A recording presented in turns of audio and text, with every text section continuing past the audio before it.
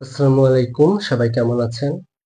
আমার ভয়েস আপনারা স্পষ্ট শুনতে পাচ্ছেন কিনা এবং দেখতে পাচ্ছেন কিনা সবাই একটু কমেন্ট করে জানিয়ে দিবেন। আমরা দ্রুতই আমাদের আজকের ক্লাসটি শুরু করে দিব। অনেকেই সালাম জানিয়েছেন। ওয়ালাইকুম আসসালাম। তো আমার কথা স্পষ্ট ক্লিয়ার কিনা এবং দেখতে পাচ্ছেন কিনা একটু জানাবেন সবাই। এবং আপনারা যারা যারা আজকের এই ক্লাসে জয়েন হয়েছেন, ওকে, সবাই ক্লাসটা শেয়ার করে দিবেন অবশ্যই। সবাই কি করবেন? ক্লাসটা একটু শেয়ার করে দিবেন। ঠিক আছে?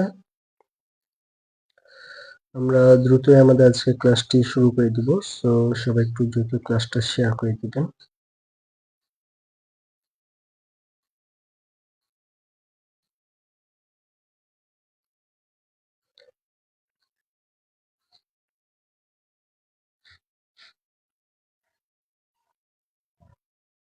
তো আপনারা দ্রুত একটু ফ্রেন্ডদেরকে মেনশন করে দেন। ওকে,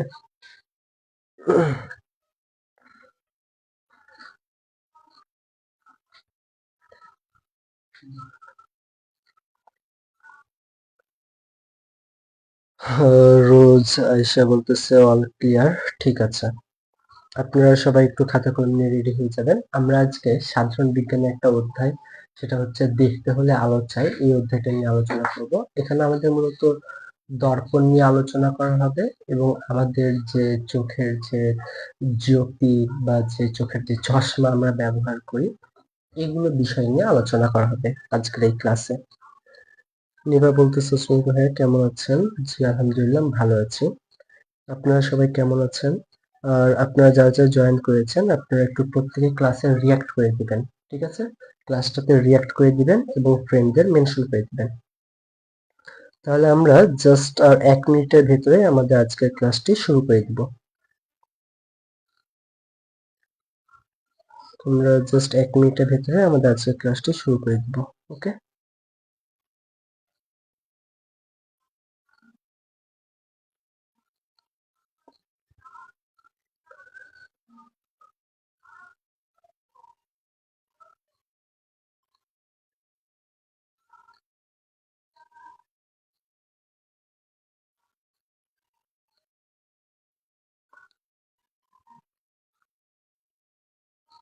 ওকে। তো এই অধ্যায়টাতে আমি মূলত প্রথমে আমাদেরকে বোর্ড বই থেকে আহ, কিছু পড়াই দিব যে জায়গাগুলো থেকে আমাদের পরীক্ষাতে প্রশ্ন আসার মতো, এবং তারপরে আমি আপনাদের কিছু প্রশ্ন জিজ্ঞাসা করব, আপনারা সেই সকল প্রশ্নের অ্যান্সার করবেন প্রত্যেকে। ঠিক আছে, আগে আমি পড়িয়ে নিব, তারপরে সেই জায়গা থেকে যেগুলো প্রশ্ন একদম পরীক্ষাতে আসার মতো এরকম কিছু আমি আপনাদেরকে কোয়েশ্চেন করব, আপনারা প্রত্যেকে সেগুলো অ্যান্সার করবেন। কেমন? এবং এই অধ্যায়টাতে আমরা যেগুলো লাইন বাই লাইন পাবো, আমাদের এখানে কিছু কিছু জায়গা রয়েছে যেগুলো আহ বুঝার তো কোনো দরকার নেই বা সেগুলো রিডিং দেওয়ারও দরকার নেই। ঠিক আছে, আমরা এখানে কিছু কিছু লাইন পাবো এটা বোর্ড বইয়ে, যেগুলো আমাদের পড়ার কোনো দরকার হবে না, অর্থাৎ সেগুলো আমরা স্কিপ করব। ঠিক আছে, এবং আমি যেগুলো স্কিপ করব সেগুলো আপনার রিডিং দেওয়ারও কোনো দরকার হবে না। আমি মনে হয় বিষয়টা আপনাকে বোঝাতে পেরেছি। ওকে, আপনারা কোন জায়গাগুলো পড়ার সেগুলো আমি পড়িয়ে দিব, আর যে জায়গাগুলো স্কিপ করার সেগুলো আপনাদেরকে আমি বলে দেবো, এগুলো পড়ার দরকার হবে না। ওকে, তো আপনারা যারা যারা আজকে ক্লাসে জয়েন করেছেন প্রত্যেককে ওয়েলকাম করছি আমাদের আজকে পেইড এবং ফ্রি লাইভ ক্লাসে। অর্থাৎ আমাদের পেইড ব্যাচের যে ক্লাসটা সেটাই হচ্ছে আপনাদের সকলের জন্য উন্মুক্ত আকারে নেওয়া হচ্ছে। ঠিক আছে, সেজন্য আপনারা প্রত্যেক ক্লাসটা উপভোগ করবেন এবং মনোযোগ দিয়ে বুঝার চেষ্টা করবেন যে আসলে আমি আপনাদেরকে কিভাবে পড়াচ্ছি এবং আপনারা আসলে আমার পড়াটা বুঝতে পারছেন কিনা। ওকে, আর কেউ প্রেসার মনে করবেন না, সবাই একটু আনন্দ সহকারে বুঝার চেষ্টা করবেন, তাহলে পড়াটা ক্লিয়ারলি বুঝতে পারবেন। কেমন? ওকে, তাহলে আমরা এখানে প্রথমে অধ্যায়ের নাম দেখতে পাচ্ছি দেখতে হলে আলো চাই। তো এখানে আমি মূলত প্রথমে বললাম যে আমরা কি কি দেখতে পাবো, দর্পণ দেখতে পাবো এবং চোখের যে লেন্স রয়েছে, ঠিক আছে, বা চোখের যে বিভিন্ন ত্রুটি রয়েছে এই ধরনের বিষয়গুলা জানতে পারবো। দেখেন এখানে আসলে কি বলতেছে যে দর্পণের ব্যবহার, দর্পণ মানে মূলত আয়না। দর্পণ মানে কি? দর্পণ মানে হচ্ছে আয়না। ঠিক আছে, আমাদের ঘরে যে আয়না রয়েছে সেই আয়নাটাকে মূলত বলা হয় দর্পণ। তাহলে আমরা সেই দর্পণের ব্যবহার তো আমরা এমনি বেসিক্যালি সবাই জানি, এটার আমাদেরকে এক্সট্রা ভাবে কিছু পড়ার দরকার নাই। ঠিক আছে। আহ নার্সিং এক্সাম কবে? আনুমানিক এপ্রিল মাসের দিকে আপনাদের নার্সিং অ্যাডমিশন হতে পারে, এপ্রিল বা মে। ওকে, তো এবারে আসবো আমরা আলোর প্রতিসরণ। প্রতিসরণ মানে কি এবং প্রতিফলন কি? এই প্রতিফলন প্রতিসরণ এই বিষয়টা আমাদের নবম দশম শ্রেণীর যে পদার্থবিজ্ঞান রয়েছে সেখানেও কিন্তু এখানে এই দুইটা অধ্যায় রয়েছে। হ্যাঁ, একটা অধ্যায় নাম আলোর প্রতিফলন আর একটা হচ্ছে আলোর প্রতিসরণ। তো আমি বিষয় দুটো একটু ক্লিয়ার করি আপনাদেরকে। আলোর প্রতিফলন হচ্ছে যে কোনো একটা সারফেস বা কোনো একটা তলে আলো পড়ার পরে সেটা যদি আবার ফিরে আসে যে রাস্তাতে পড়বে সে একই রাস্তায় না ফিরে গেলেও হবে। ঠিক আছে, সেটা যদি আঁকা বাঁকা ভাবেও যদি ফিরে আসে তাহলে আমরা সেটাকে বলবো প্রতিফলন। তাহলে প্রতিফলন জিনিসটা হচ্ছে কোনো একটা তলে আলো পড়ে সেটা আবার ফিরে আসবে, সেটা হচ্ছে আলোর প্রতিফলন। কি বলছি আমরা? আলোর প্রতিফলন। প্রতিফলন, ঠিক আছে, আলোর প্রতিফলন। আর আরেকটা বিষয় রয়েছে সেটা হচ্ছে আলোর প্রতিসরণ। কি রয়েছে? আলোর প্রতিসরণ, অর্থাৎ কোন একটা তলে আলো পড়ার পরে সেই তলটা ভেদ করে যদি আমাদের চলে যায় তাহলে আমরা সেটাকে বলবো আলোর প্রতিসরণ। কি বলবো? আলোর প্রতিসরণ।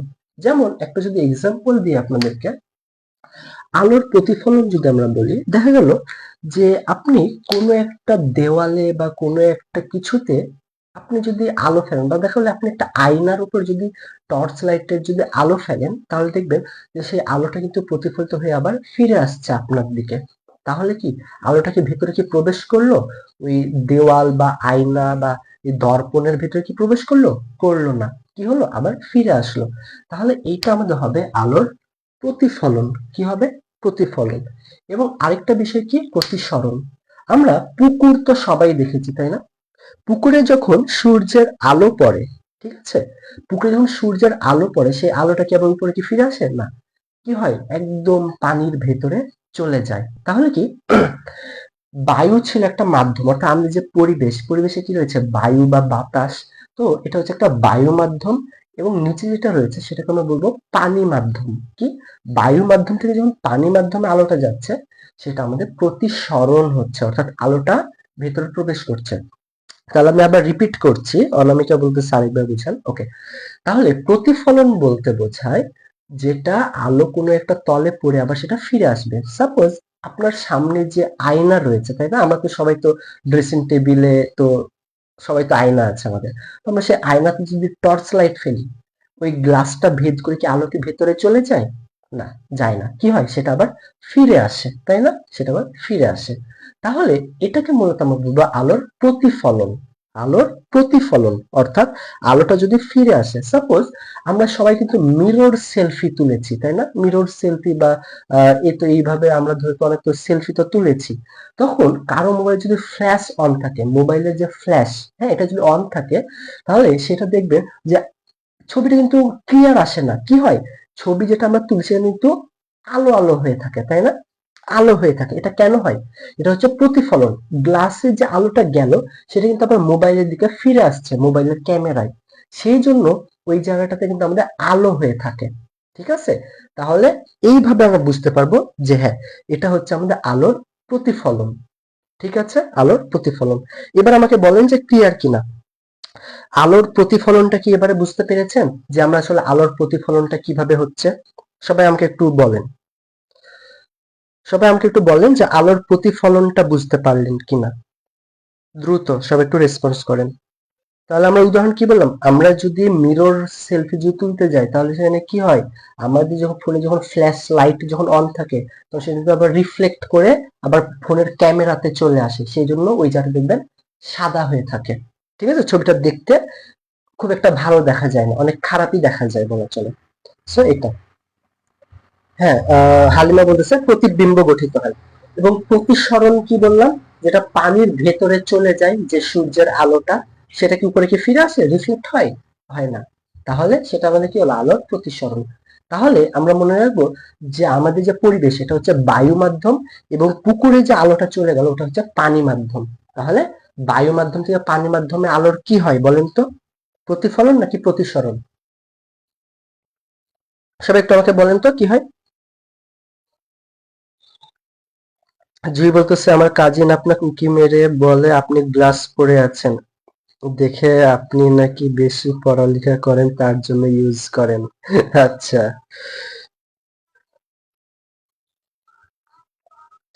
স্মৃতি দৌড়ে বলতেছে জি ভাই বুঝতে পারছি। মুক্তা বলতেছে লিখেও নিয়েছি, ওকে। বনিতা বলতেছে প্রতিসরণ হয়, শ্রেয়া বলতেছে প্রতিসরণ, নাভিয়া বলতেছে প্রতিসরণ, ওকে।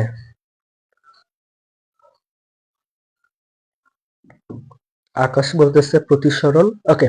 তাহলে এটা আশা করি আপনারা ক্লিয়ার, হ্যাঁ? ঠিক আছে, ভেরি গুড। এরপরে আমরা এখানে কি দেখব, যে দৃষ্টি কার্যক্রমে চোখের ক্রিয়া, মানে আমরা যে কোনো কিছু দেখছি না, সেই দেখার কাজটা আমাদের কি চোখ করে থাকছে, এবং চোখের সেখানে কি রয়েছে, কর্নিয়া রয়েছে, রেটিনা রয়েছে, রড কোষ রয়েছে। এই ধরনের বিষয়গুলোর মাধ্যমে আসলে আমরা দেখতে পাই, সেটা আমরা ডিটেলস আলোচনা করব। এরপর কি স্পষ্ট দর্শন নিকটতম বিন্দু। এই স্পষ্ট দর্শনের নিকটতম বিন্দু মানে কি বোঝায়, একটা মানুষ স্বাভাবিকভাবে যতদূর পর্যন্ত দেখতে পায় এটা হচ্ছে তার নিকটতম বিন্দু বা স্পষ্ট দর্শনের নিকটতম বিন্দু। তার মানে একটা মানুষ ঠিক যতদূর পর্যন্ত স্পষ্ট দেখতে পায়, যত অব্দি স্পষ্ট দেখতে পায় সেটা হচ্ছে স্পষ্ট দর্শন নিকটতম বিন্দু। যেমন সাপোজ আমি যখন চশমাটা যদি খুলে ফেলি না, আমি কিছু দূরে আর কিছু দেখতে পাবো না, সবকিছু ঘোলা ঘোলা হবে আমার কাছে, ঠিক আছে। সেজন্য আমি চশমাটা পরে আছি, তার মানে কি আমার চোখে কিন্তু পাওয়ার নাই, ঠিক আছে, পাওয়ার কিন্তু কমে গেছে। তার মানে কি আমার যেটা স্পষ্ট দর্শন যতটুকু হওয়া উচিত ছিল তার থেকে আমার কমে গেছে, মানে আমি কাছের জিনিস দেখতে পাই, দূরের জিনিস দেখতে পাই না, ঠিক আছে। এটা কিন্তু একটা মান রয়েছে, অর্থাৎ কতদূর পর্যন্ত আমরা স্পষ্ট দেখতে পাবো, কত অব্দি পাবো না। তো আপনারা কেউ কি এই মানটা কি জানেন? এটা কিন্তু দুইটা ভাগে রয়েছে, একটা হচ্ছে শিশু আর একটা হচ্ছে প্রাপ্তবয়স্ক। তাহলে এইটা কিন্তু একটা নির্দিষ্ট মান রয়েছে, আপনারা কেউ কি সেটা জানেন? ঝরা পাতা বলতেছে আসসালামু আলাইকুম ভাইয়া। ওয়ালাইকুম আসসালাম। আপনারা কেউ কি জানেন যে এই মানটা কতটুকু? সবাই তাহলে আমাকে একটু রেসপন্স করেন দ্রুত, যে স্পষ্ট দর্শনের দূরত্ব কতটুকু, ঠিক আছে, একটু আমাকে বলেন। এখানে কিন্তু দুই রকম রয়েছে, একটা হচ্ছে শিশু এবং একটা হচ্ছে প্রাপ্তবয়স্ক। তো আমাকে দুইটাই একটু অ্যান্সার করেন তো, কত? কেউ একজন অ্যান্সার করেন দেখি। আগে আপনাদের অ্যান্সার নিব যে আপনারা কেমন পারেন, তারপরে আমি আপনাদেরকে বুঝিয়ে দিব, বুঝছেন। আগে আপনাদের কাছ থেকে আমি নিব, তারপরে এটা তো আমি দিব, আগেই দিব না, ওকে। ওকে, ভেরি গুড। মিষ্টি বলতেছে 25 সেন্টিমিটার। 25 সেন্টিমিটার কাদের, শিশু নাকি প্রাপ্তবয়স্ক, উল্লেখ করে বলেন। হালিমা বলতেছে 0.5 মিটার।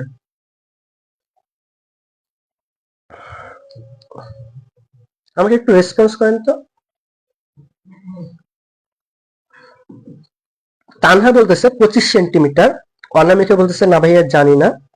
সুমি বলতেছে জানি না। প্রিয়াঙ্কা বলতেছে 25 সেন্টিমিটার। ওকে, তো আমি এখানে দুই রকম রয়েছে, আমি সেটা বলে দিচ্ছি, হ্যাঁ, আপনারা এটা নোট করবেন। শিশুদের ক্ষেত্রে, শিশুদের ক্ষেত্রে 5 সেন্টিমিটার, শিশুদের ক্ষেত্রে 5 সেন্টিমিটার, ওকে। শিশুদের ক্ষেত্রে 5 সেন্টিমিটার, এবং প্রাপ্তবয়স্কদের, প্রাপ্তবয়স্কদের 25 সেন্টিমিটার, ঠিক আছে। প্রাপ্ত প্রাপ্তবয়স্ক, তাহলে আমরা কি মনে রাখবো, শিশুদের ক্ষেত্রে 5 সেন্টিমিটার, প্রাপ্তবয়স্ক 25। এখন প্রশ্নে অনেক সময় শিশু প্রাপ্তবয়স্ক উল্লেখ করা থাকে না, কি করা থাকে না, উল্লেখ করা থাকে না। তখন আমরা কি অ্যান্সার করব, তখন আমরা অ্যান্সার করব 25। কখনো প্রশ্ন যদি বলে যে একজন সুস্থ মানুষের, ঠিক আছে, স্বাভাবিক বা স্পষ্ট দর্শনের দূরত্ব কতটুকু, শিশু প্রাপ্তবয়স্ক কিছু উল্লেখ করেনি, ঠিক আছে, জাস্ট বলেছে একজন মানুষের স্পষ্ট দর্শন নিকটতম বিন্দু কত। উত্তম কুমার বলতেছে শিশুদের 5 সেন্টিমিটার, প্রাপ্তবয়স্ক স্বাভাবিক 25 সেন্টিমিটার, ভেরি গুড। কিন্তু অরবিট বলতেছে প্রশ্নটা হচ্ছে এরকম, পরীক্ষায় দেওয়া থাকবে, কখনো কখনো দেওয়া থাকে যে শিশুদের স্পষ্ট দর্শনের দূরত্ব কতটুকু, তখন আমরা অ্যান্সার করবো 5 সেন্টিমিটার। যদি বলা হয় একজন প্রাপ্তবয়স্ক মানুষের স্বাভাবিক বা স্পষ্ট দর্শনের দূরত্ব কতটুকু, বলবো 25 সেন্টিমিটার। কিন্তু পরীক্ষাতে যদি শিশু প্রাপ্তবয়স্ক কিছু যদি উল্লেখ না থাকে, যদি বলা হয় একজন ব্যক্তির, কি বলা হয়, একজন ব্যক্তির স্পষ্ট দর্শনের দূরত্ব কতটুকু, আমরা অ্যান্সার করবো 25। কারণ ব্যক্তি দ্বারা সচরাচর অ্যাডাল্ট পার্সনকেই বোঝানো হয়, একটা শিশুকে কখনো ব্যক্তি বলা হয় না। ওকে, আমি বুঝাতে পেরেছি? তাহলে শিশু এবং প্রাপ্তবয়স্ক কোনোটাই উল্লেখ নাই, জাস্ট কি আছে, ব্যক্তি। তাহলে আমরা অ্যান্সার করব 25। ক্লিয়ার? হ্যাঁ, অপশন কিন্তু দুইটাই থাকবে, অপশনে 5ও থাকবে 25ও থাকবে, অপশনে দুইটাই থাকবে, কিন্তু প্রশ্ন বলবে ব্যক্তি। তাহলে আমরা অ্যান্সার করব 25। ক্লিয়ার? সবাই কি ক্লিয়ার বলেন? পরীক্ষাতে কিন্তু এই প্রশ্ন যদি আসে তাহলে যেন আপনাদের ভুল না হয়, আমি কিন্তু আপনাদেরকে বলে দিলাম। বুঝতে পেরেছি? বা এরকমও দেওয়া থাকতে পারে যে স্বাভাবিক চোখে স্পষ্ট দৃষ্টির ন্যূনতম দূরত্ব কত, স্বাভাবিক চোখে স্পষ্ট দৃষ্টির ন্যূনতম দূরত্ব কত, অপশনে কিন্তু 5 সেন্টিমিটার থাকবে, কিন্তু সেটা অ্যান্সার করা যাবে না, কত করতে হবে, 25। ঠিক আছে, ভেরি গুড। তাহলে আপনারা খুবই ভালোভাবে বুঝতে পারেন, বুঝছেন, আপনারা অনেক অ্যাডভান্স। এবং আজকের মেডিকেলের প্রশ্ন কি আপনারা দেখেছেন, কেমন মনে হয়েছে আপনাদের কাছে, একটু রেসপন্স করেন। আপনারা যারা এতদিন যাবত প্রিপারেশন নিচ্ছেন, আপনাদের কি মনে হচ্ছে, কিছু কি কমন আসছে আপনাদের নার্সিং এর প্রিপারেশন থেকে? একটু সবাই রেসপন্স করেন তো। আপনারা যারা এতদিন যাবত প্রিপারেশন নিচ্ছেন, আপনাদের প্রস্তুতি থেকে কিছু কি মনে হয়েছে কমন এসেছে? বলেন তো সবাই, কিছু কি মনে হয়েছে যে হ্যাঁ এটা আমি পড়েছিলাম এবং এটা দেখতেছি যে পরীক্ষাতে আজকে এসেছে, এরকম কি কিছু আছে? বলেন, কেউ কি এরকম পেয়েছেন? শ্রেয়া বলতেছে কালকের এক্সামে আমার 17টা হয়েছে। প্রিয়াঙ্কা বলতেছে সাজেশন বইয়ে 25 সেন্টিমিটার। হ্যাঁ, প্রাপ্তবয়স্ক কোনো কিছু উল্লেখ না থাকলে 25 অ্যান্সার করতে হবে। রিঙ্কি বলতেছে জি ভাইয়া দেখছি, আয়সা বলতেছে দেখছি, কিছু কোয়েশ্চেন কমন ছিল। ওকে, নাভিয়া বলতেছে জি ভাইয়া। বনিতা বলছে ভাইয়া আজকে মেডিকেল এক্সাম হলো, জি আজকে মেডিকেল এক্সাম হলো। ওকে, হামিদা বলতেছে কমন ছিল। শেখ রিমা বলতেছে শিশু 5, প্রাপ্তবয়স্ক 25। স্বাধীন বলতেছে অনেকগুলাই কমন আছে। মিষ্টি বলতেছে জি ছিল কমন। ওকে, অরবিন্দ বলতেছে ভাই আপনারা যা পড়েছেন কয়েকটি আসছে। ওকে, নাহিন বলতেছে আমি দেখিনি। পলি বলতেছে নাহিন কেন দেখবেন, আমি কিন্তু গ্রুপে দিয়ে দিয়েছিলাম, হ্যাঁ আমাদের গ্রুপে কিন্তু দিয়ে দেওয়া হয়েছে। তাই বলতেছে যদি কিছু উল্লেখ না থাকে তাহলে 25, জি কোনো কিছু উল্লেখ যদি না থাকে তাহলে আমরা 25 অ্যান্সার করব। ওকে, আচ্ছা, সুমি বলতেছে করেছিলেন। ওকে, হয়তো বলতেছে গ্রুপে দেখবেন, ঠিক আছে বনিতা, গ্রুপে দেখবেন তাহলেই পাবেন। ওকে, আচ্ছা, তাহলে দেখেন আপনার মেডিকেল এমবিবিএস এক্সাম কিন্তু আমরা সবাই জানি যেটা অনেক হার্ড, এবং এখানে যারা অ্যাডমিশন দেয় তারা অনেক ব্রিলিয়েন্ট ব্রিলিয়েন্ট স্টুডেন্টরাই কিন্তু এখানে অ্যাডমিশন দেয়, ঠিক আছে। যারা নার্সিং এ টপ হয় তারাও কিন্তু এমবিবিএস এর চান্স পায় না, হ্যাঁ, কারণ এমবিবিএস এর চান্স পায় তো অবশ্যই এমবিবিএস পড়বে, সে তো কখনো নার্সিং করবে না। সো এরকম একটা কঠিন জায়গাতে যদি আপনাদের পড়ার ভেতর থেকে যদি কিছু কিছু প্রশ্ন যদি এসে থাকে এবং সেটা যদি আপনার মনে হয়, তাহলে আপনারা একটু ভালোভাবে প্রস্তুতি নেন আপনাদের নার্সিং অ্যাডমিশনের জন্য। কারণ এগুলো যদি আপনার মনে হয় যে হ্যাঁ আপনার পড়ার ভেতরে, ঠিক আছে, তাহলে কিন্তু আপনাকে নার্সিং অ্যাডমিশনের জন্য মাইন্ড সেটআপটা তৈরি করে ফেলেন যে হ্যাঁ এখন যদি আমি কম পাচ্ছি তাহলে আরেকটু যদি ভালোভাবে পড়ি তাহলে নার্সিং অ্যাডমিশন যে আমার প্রশ্নগুলো আসবে সেগুলো কিন্তু আমি পারবো। ওকে, ঠিক আছে। ওকে, তাহলে সবাই এইটা একটু খেয়াল করবেন। আর আরেকটা কথা বলতেছি যে আমাদের এই যে সাজেশন বইটা রয়েছে, এই সাজেশন বইটা থেকে কিন্তু অনেকগুলো প্রশ্নই কমন ছিল আমাদের, ঠিক আছে। সাধারণ জ্ঞান, বিজ্ঞান, বাংলা, ইংরেজিরও অনেকগুলো প্রশ্ন কমন ছিল। কারণ গণিত তো কমন থাকবে না, কারণ মেডিকেল তো গণিত নাই, তাই না। সো গণিতের কথা আমি বলবোই না, জাস্ট অন্য যে সাবজেক্টগুলো ছিল আমাদের বইটাতে কমন ছিল। তো আপনারা যারা যারা আমাদের মিডুলার নার্সিং সাজেশন বইটা অর্ডার করতে চান তারা আমাকে ইনবক্সে মেসেজ দিতে পারেন, বা এই যে পেজে ক্লাসটা হচ্ছে এই পেজে মেসেজ করতে পারেন, ঠিক আছে। অর্ডার করলে সরাসরি আপনার বাসায় হোম ডেলিভারি পৌঁছে দেওয়া হবে। ওকে, সো আপনারা যারা যারা এই বইটা অর্ডার করতে চান আমাকে ইনবক্সে মেসেজ করবেন পেজে। এবার চলেন আমরা এবার এখানে কি দেখবো, লেন্সের ক্ষমতা। লেন্স কি, লেন্স হচ্ছে এই যে আমি যে এই গ্লাসটা যে পরে আছি না, চশমা, এটা হচ্ছে একটা লেন্স। আমাদের এই চোখের যে মনি বলি না আমরা, সেটা আরেকটা লেন্স। তাহলে কি বলছে লেন্সের ক্ষমতা, মানে আমরা ঠিক কত দূর অব্দি দেখতে পাবো, বা এই যে চশমাটা যে আমি পরেছি এটা কিন্তু একটা নির্দিষ্ট মান রয়েছে, যে চশমাটা দিয়ে আমি ঠিক কত দূর অব্দি স্পষ্ট দেখতে পাবো। আপনারা কিন্তু সবাই জানেন যে চশমার বিভিন্ন পাওয়ার রয়েছে, তাই না? কারো বলা হয় -0.25, কারো বলা হয় +3, +4, কারো বলা হয় +1, +2। এগুলো আসলে কেন বলে? এগুলো বলে যে এই চশমাটার আসলে পাওয়ার কতটুকু, এটা দূরের জিনিস ভালো দেখতে পাবে নাকি কাছের জিনিস দেখতে পাবে, দূরের দেখতে পেলে কত দূর অব্দি ভালো দেখতে পাবে, এইটা হচ্ছে মূলত আমাদের লেন্সের ক্ষমতা বোঝায়। ঠিক আছে, ওকে। এবারে আপনারা সবাই আমাকে একটু বলবেন যে লেন্সের ক্ষমতার একক কি, বা কি দ্বারা আমাদের লেন্সের ক্ষমতাকে বোঝায়, বা লেন্সের ক্ষমতা যে আমাদের একটা মান রয়েছে না, সেই মানের পরে আমরা কি একক ব্যবহার করি। সবাই একটু দ্রুত অ্যান্সার করেন, সবাই একটু দ্রুত অ্যান্সার করেন যে লেন্সের ক্ষমতার একক কি, এটা আমাকে একটু বলেন। সে বলতেছে গণিত যদি আমাদের না থাকতো, গণিত থেকে কিন্তু আপনাদের ভালো করেছে, বুঝছেন? কারণ জিকে, বাংলা এগুলো কিন্তু 100% মার্ক তোলা সম্ভব না, এগুলো আপনার মার্ক ছুটবেই, ঠিক আছে? কিন্তু গণিত এমন একটা সাবজেক্ট, জাস্ট 8টা থেকে 9টা বা 10টা টপিক যদি আপনার পড়া হয়, এই 10টা টপিক 11টা টপিক থেকে আপনি 10টা এমসিকিউ কমন পাবেন। এবং এই ম্যাথ গুলো কিন্তু কঠিন না, জাস্ট আপনি ক্লাস 6, 7, 8 কি পাস কি করেননি, আপনার ছোট ভাই বোনকে কি আপনি পড়াচ্ছেন না? সেই সব ম্যাথই তো আপনাদের আছে। তাহলে ম্যাথ থেকে কিন্তু আপনাদের ভালো হয়েছে, 10-এ 10 পাওয়া একদমই ইজি ম্যাথে। ঠিক আছে, অন্য কোন সাবজেক্টে ফুলে ফুল পাওয়া সম্ভব কি সম্ভব না আমার জানা নাই, কিন্তু গণিতে ফুলে ফুল পাওয়া সম্ভব। ওকে, বনিতা বলতেছে ডায়াপ্টর, সাদিয়া মিম বলতেছে ডায়াপ্টর। ওকে, বনিতা বলতেছে ডায়াপ্টর, অনামিকা ডায়াপ্টর, মো বলতেছে ডায়াপ্টর, খাদিজা মিম, সাবিকুন নাহার ডায়াপ্টর, নওরিন বলতেছে ডায়াপ্টর, রবি। ওকে, তাহলে আপনারা সবাই জানেন, ঠিক আছে, ডায়াপ্টর বলা হয়। এবং এটাকে যদি আমরা কোনো একটা মানের পাশে যদি ব্যবহার করি, তাহলে আমরা কি বলবো? বড় হাতের ডি। কি বড় হাতের ডি দ্বারা আমরা এটাকে প্রকাশ করব। কি দ্বারা প্রকাশ করব? বড় হাতের ডি দ্বারা। যেমন আমি সাপোজ একটা উদাহরণ দিই, সাপোজ যে চশমার আমার এটা পাওয়ার হচ্ছে +1D, +1D, ঠিক আছে? এটা হচ্ছে আমাদের লেন্সের ক্ষমতা। লেন্সের আমার আমার আমি যে চশমাটা দিয়ে আছি এটার ক্ষমতা কত? +1D, ঠিক আছে? ওকে, আপনাদেরকে কিছুক্ষণ পরে এগুলো বিস্তারিত বলা হবে। হ্যাঁ, এখন জাস্ট একটু ধারণা দিচ্ছি, কি দিচ্ছি? ধারণা। ডিটেলসে আমরা যাব, জাস্ট কিছুক্ষণের ভেতরে আমরা ডিটেলস করব। ওকে, ভেরি গুড। অনামিকা বলতেছে ডায়াপ্টর +D।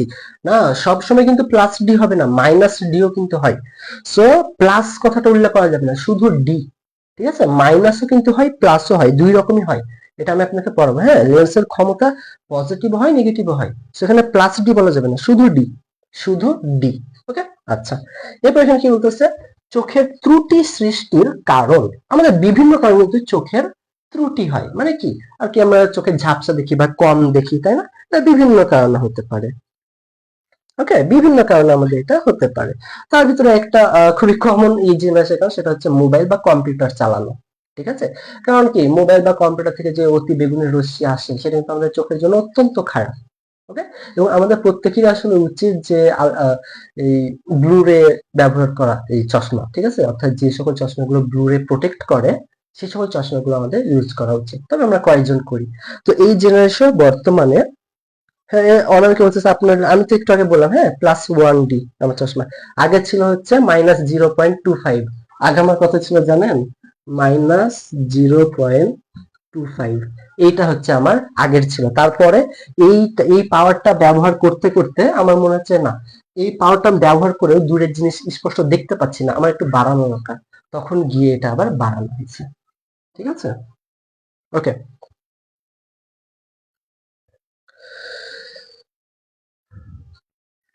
আচ্ছা, রুহি বলতেছে মেডিকেল ম্যাথ না আসলে পদার্থবিজ্ঞান, রসায়নে এমসিকিউ। আজকে কোশ্চেনটাকে দেখেছেন? আজকে কতগুলা ম্যাথ ছিল? ম্যাথ, ফিজিক্স, কেমিস্ট্রিতেও কিন্তু অত বেশি থাকে না, মেডিকেলে থাকে হচ্ছে বেশি ইঞ্জিনিয়ারিং এ। ঠিক আছে, মেডিকেলে জাস্ট কয়টা ছিল?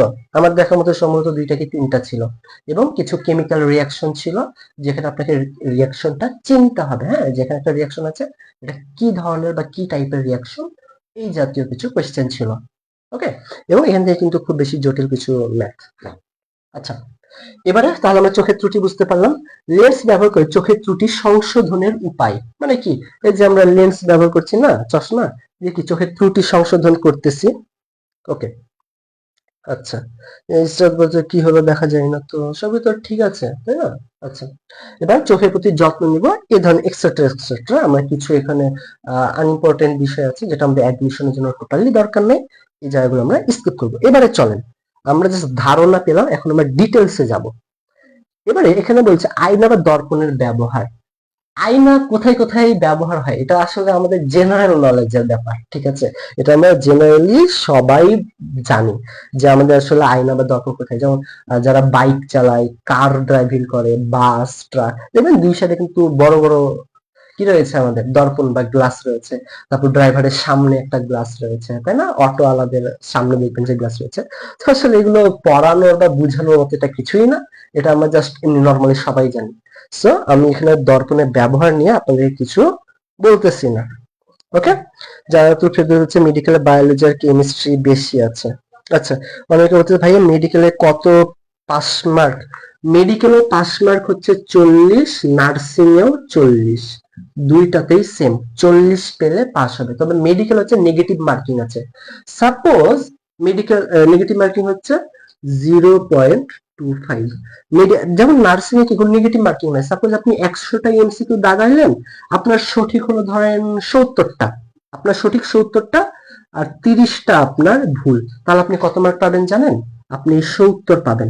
কিন্তু মেডিকেলে কেউ যদি 100টা এমসিকিউ দাগায়, আর তার যদি 70টা, হ্যাঁ, তার যদি 70টা যদি কারেক্ট হয় আর 30টা যদি ভুল হয়, তাহলে সে কি 70 পাবে? না, কখনোই পাবে না। এই 30কে 0.25 দ্বারা গুণ করেন, কত হবে? 7.5। তাহলে এই 70 থেকে 7.5 মাইনাস করেন, কত হবে? 62.5। কত হবে? 62.5। তার মানে 62.5। অর্থাৎ একটা স্টুডেন্ট এমবিবিএস এ যদি 100টা এমসিকিউ দাগায়, তার যদি 70টা কারেক্ট হয়, সে পাবে 62.5। এটা হচ্ছে একটা বিষয়, ঠিক আছে। তবে পাস মার্ক 40, কিন্তু মেডিকেল নেগেটিভ মার্কই আছে, নার্সিং নাই। সেজন্য আপনারা সবগুলো এমসিকিউ দাগাবেন।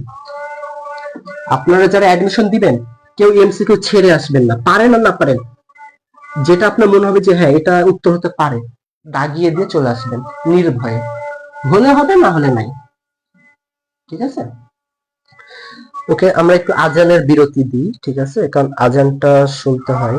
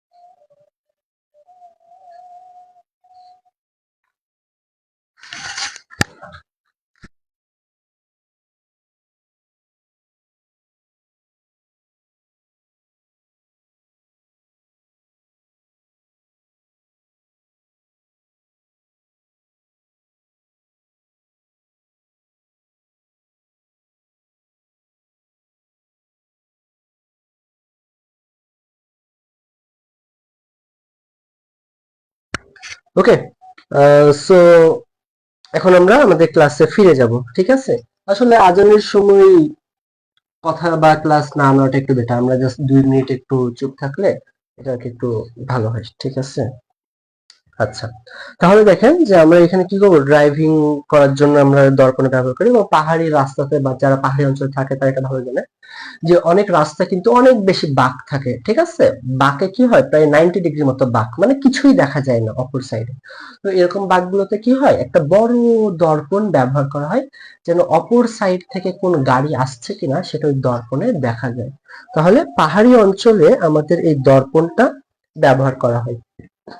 ওকে, আচ্ছা, এখন আপনারা একটু আমার কথাগুলো মনোযোগ সহকারে শুনেন, তাহলে আপনাদের জন্য ভালো হবে, ঠিক আছে? ক্লাসটা আপনারা বুঝতে পারবেন।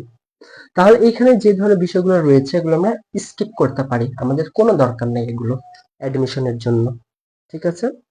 হ্যাঁ, তানজিম, বিএসসি ডিপ্লোমা মিডওয়াইফারি একই দিনে পরীক্ষা হবে আমাদের, ঠিক আছে?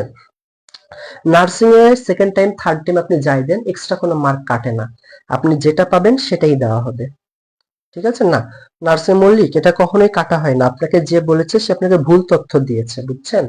নার্সিং এর সেকেন্ড টাইম থার্ড টাইমে কোনো মার্ক কাটা হয় না। ওকে, তাহলে আমরা এখানে কি আহ, পাহাড়ি অঞ্চলে কিন্তু আমরা অদৃশ্য বাঁকে দর্পণ ব্যবহার করি, ঠিক আছে? ওকে, চলেন এবার আমরা একটু নিচে দেখি। এই দেখেন আলোর প্রতিসরণ আমি ক্লাসের শুরুতেই বুঝিয়ে দিয়েছি যে এটা আমাদের বায়ু মাধ্যম, এটা হচ্ছে পানি মাধ্যম, ঠিক আছে? এবং আলোটা এই জায়গা থেকে আমাদের একটু ঘুরে যায়, আলোটা কিন্তু একদম যে সরাসরি যে যাবে তা কিন্তু না। কেন যায় না?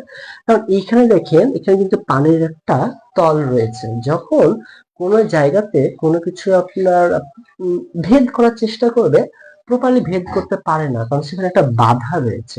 সেই জন্য আলোটা একটু সাইডের দিকে বেঁকে যায়, ঠিক আছে? ওকে, তাহলে এখানে কি বলতেছে, আলোক রশ্মি কোনো স্বচ্ছ বা সমসত্ব মাধ্যমে সবসময় সরল রেখায় চলে। কোন রেখায়? সরল রেখায়। কিসে? স্বচ্ছ মাধ্যমে, মানে দেখা হলো যে বায়ু মাধ্যম থেকে বায়ু মাধ্যমেই যদি আলো চলাচল করে তাহলে এখানে কি হবে, এটা আমাদের সরল পথে বা সরল রেখাতে চলাচল করে, ঠিক আছে? ওকে, এবার কি বলতেছে, আলো যখন একটি স্বচ্ছ মাধ্যম থেকে অন্য স্বচ্ছ মাধ্যমে লম্ব ভাবে আপতিত হয়, কি দেখেন বায়ু কিন্তু একটা স্বচ্ছ মাধ্যম, পানিও একটা স্বচ্ছ মাধ্যম, তাহলে একটি স্বচ্ছ মাধ্যম থেকে অন্য স্বচ্ছ মাধ্যমে লম্বভাবে আপতিত না হয়ে বাঁকা ভাবে আপতিত হয়। দেখেন এটা হচ্ছে লম্ব, এই লম্ব ভাবে না হয়ে কি বাঁকা ভাবে আপতিত হচ্ছে, তখন আপতিত হয় তখন মাধ্যম দুটি বিভেদ তলে, এই তো দেখেন আমি বললাম না যে এখানে একটা তল রয়েছে, এটা হচ্ছে বিভেদ তল। সো এই বিভেদ তলে এর গতিপথের দিক পাল্টে যায়, কি হয়, এখানে বিভেদ তল বা এখানে একটা বাধা পায়, সেজন্য তার কি হয়, গতিপথ চেঞ্জ হয়ে যায়, ঠিক আছে? আলোক রশ্মির দিক পরিবর্তন করে ঘটনাই হলো আলোর প্রতিসরণ। তাহলে আলোর প্রতিসরণটা কি, যে একটা স্বচ্ছ মাধ্যম থেকে অন্য একটা স্বচ্ছ মাধ্যমে যাওয়ার সময় সে যে বাধাটা পেয়ে তার গতিপথের পরিবর্তন হলো, এটাই হচ্ছে আমাদের আলোর সরণ। কি হচ্ছে, এটা হচ্ছে আমাদের আলোর সরণ, ঠিক আছে? এবং আমাদের এইখানে কিছু কোণ রয়েছে, ঠিক আছে? এইখানে আমাদের সরণ কোণ রয়েছে, ঠিক আছে? অর্থাৎ এই যে এইদিকে আলো যা আসলো আস্তে এইদিকে আসলো, তাহলে এইখানে যেটা হবে এটা হচ্ছে আমাদের সরণের কোণ, ঠিক আছে? এটা হচ্ছে আমাদের কোণ, বা এটাকে আমরা বলবো যে আপতন কোণ, আর একটা হচ্ছে সরণের কোণ। আপতন কোণটা এ ও এন, দেখেন এ ও এন এটাকে বলা হয় আপতন কোণ। কি বলা হয়? আপতন কোণ, ঠিক আছে? আপতন কোণ, আপতন কোণ কি, যে কোণটা প্রবেশ করছে বা যে রশ্মিটা প্রবেশ করছে, এই যে রশ্মিটা যে প্রবেশ করছে এটা লম্বের সঙ্গে যে কোণের সৃষ্টি করে সেটা হচ্ছে আমাদের আপতন কোণ, ঠিক আছে?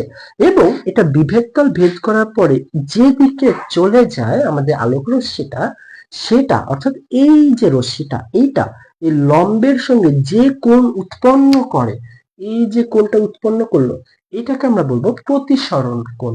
তাহলে আপতন কোণ কি, যেটা আপতিত হচ্ছে, আপতিত মানে কি পড়া, পতিত হওয়া বলি না, পতিত হওয়া মানে কি পড়া। তাহলে এই যে এখান থেকে যেটা আপতিত হচ্ছে বা নিচের দিকে যে যাচ্ছে, তাই এটাকে আমরা বলবো আপতন কোণ। এবং এই বিন্দুটা থেকে আমাদের আলোটা যেখানে প্রতিসরণ হচ্ছে, তাই এটাকে আমরা বলবো প্রতিসরণ কোণ। তাহলে আপতন কোণ এবং প্রতিসরণ কোণ আমরা কি চিনতে পেরেছি? আপতন কোণ এবং প্রতিসরণ কোণকে আমরা চিনতে পেরেছি। আপতন কোণ মানে কি, যেটা আপতিত হচ্ছে। আপতিত মানে কি, যেটা উপর থেকে যাচ্ছে সেটা হচ্ছে আপতন কোণ, আর যেটা নিচের দিকে থাকবে সেটা হচ্ছে আমাদের প্রতিসরণ কোণ। ঠিক আছে, ওকে। আচ্ছা, এবার বলতে স্যার প্রতিফলন। দেখেন প্রতিফলনের ক্ষেত্রে কি হয়, এই যে আলোটা এই দিকে আস্তে আস্তে আলোটা যদি এই দিকে চলে যায়, কোন দিকে চলে যায়, এই দিকে যদি চলে যায়, এই দিকে আস্তে আস্তে এই দিকে চলে গেল কোন একটা মাধ্যমে, নিচে দিকে গেল না, তা এই দিকে আস্তে আস্তে এই দিকে চলে গেল, এইরকম যদি হয়, অর্থাৎ যে তল থেকে আসছে আবার সেই দিকেই যদি ফিরে যায়, তাহলে এইটা হবে হচ্ছে আমাদের প্রতিফলন। এটা কি হবে আমাদের প্রতিফলন। এবং সেক্ষেত্রে এই কোণটা হবে, ঠিক আছে, আমি একটু ক্লিয়ার করে দেখাই। দেখেন, সেক্ষেত্রে আমাদের এটা যদি এরকম হয় যে এই দিক থেকে এই দিকে গেল, এই জায়গাটা এটা হচ্ছে আমাদের আপতন কোণ, মানে এইটা কি দিকে আসছে, আবার এই দিকে অর্থাৎ এইদিকে যে চলে গেল এটা হচ্ছে আমাদের প্রতিফলন কোণ। এটাকে কি বলবো আমরা, প্রতিফলন কোণ। তাহলে এটা হচ্ছে আমাদের আপতন কোণ, আর এটা হচ্ছে প্রতিফলন কোণ, এবং এটা হচ্ছে আমাদের প্রতিসরণ কোণ। ঠিক আছে, প্রতিফলনটাও দেখাই দিলাম, তাহলে আমাদের প্রতিফলনটা কিভাবে হচ্ছে এবং আমাদের প্রতিসরণটা কিভাবে হচ্ছে। ঠিক আছে, ভেরি গুড। আর আপনারা যারা ক্লাসে জয়েন হয়েছেন আপনারা একটু ক্লাসটাতে রিঅ্যাক্ট করে দিবেন এবং আপনাদের ফ্রেন্ডদের মেনশন করে দিবেন। ঠিক আছে, আপনারা যে কয়জন আছেন তারা প্রত্যেকে একটা করে হলেও ফ্রেন্ডকে মেনশন করে দিবেন। ওকে, এবং আপনার যদি কোনো এমবিবিএস ফ্রেন্ড যদি থেকে থাকে যে আজকে এমবিবিএস এক্সাম দিল, তো আসলে তার মনে হয়তো একটু কেমন হয়ে আছে, তারপরেও একটু চাইবেন যেন সেই ক্লাসটাতে এসে জয়েন করে। ঠিক আছে, কারণ অনেকে এরকমটা আছে না, যে নার্সিং এমবিবিএস দিয়ে আসলে চান্স হয় না, তখন আসলে নার্সিং এর দিকে চলে যায়, এরকম তো অনেক স্টুডেন্ট আছে এবং এরা চান্সও পায় নার্সিং। হ্যাঁ, যাদের এমবিবিএস একটু জন্য চান্স হয়নি, তারা নার্সিং বিএসসি তে এক্সাম দেয়, তাদের চান্স হয়ে যায়। সো আপনার এরকম কোনো যদি ফ্রেন্ড যদি থেকে থাকে তাকে মেনশন করতে পারেন, কারণ সে কিন্তু মনে মনে নার্সিং চিন্তা করছে। হ্যাঁ, সেও তো পরীক্ষা দিয়েছে, সে তো জানে যে ভালো দিয়েছে না খারাপ দিয়েছে, তার জন্য হয়েছে না আমার চান্স নাও হইতে পারে, তখন সে কিন্তু নার্সিং নিয়ে চিন্তা করবে। সো তাকে একটু আজকের ক্লাসে দ্রুত মেনশন করে দেন।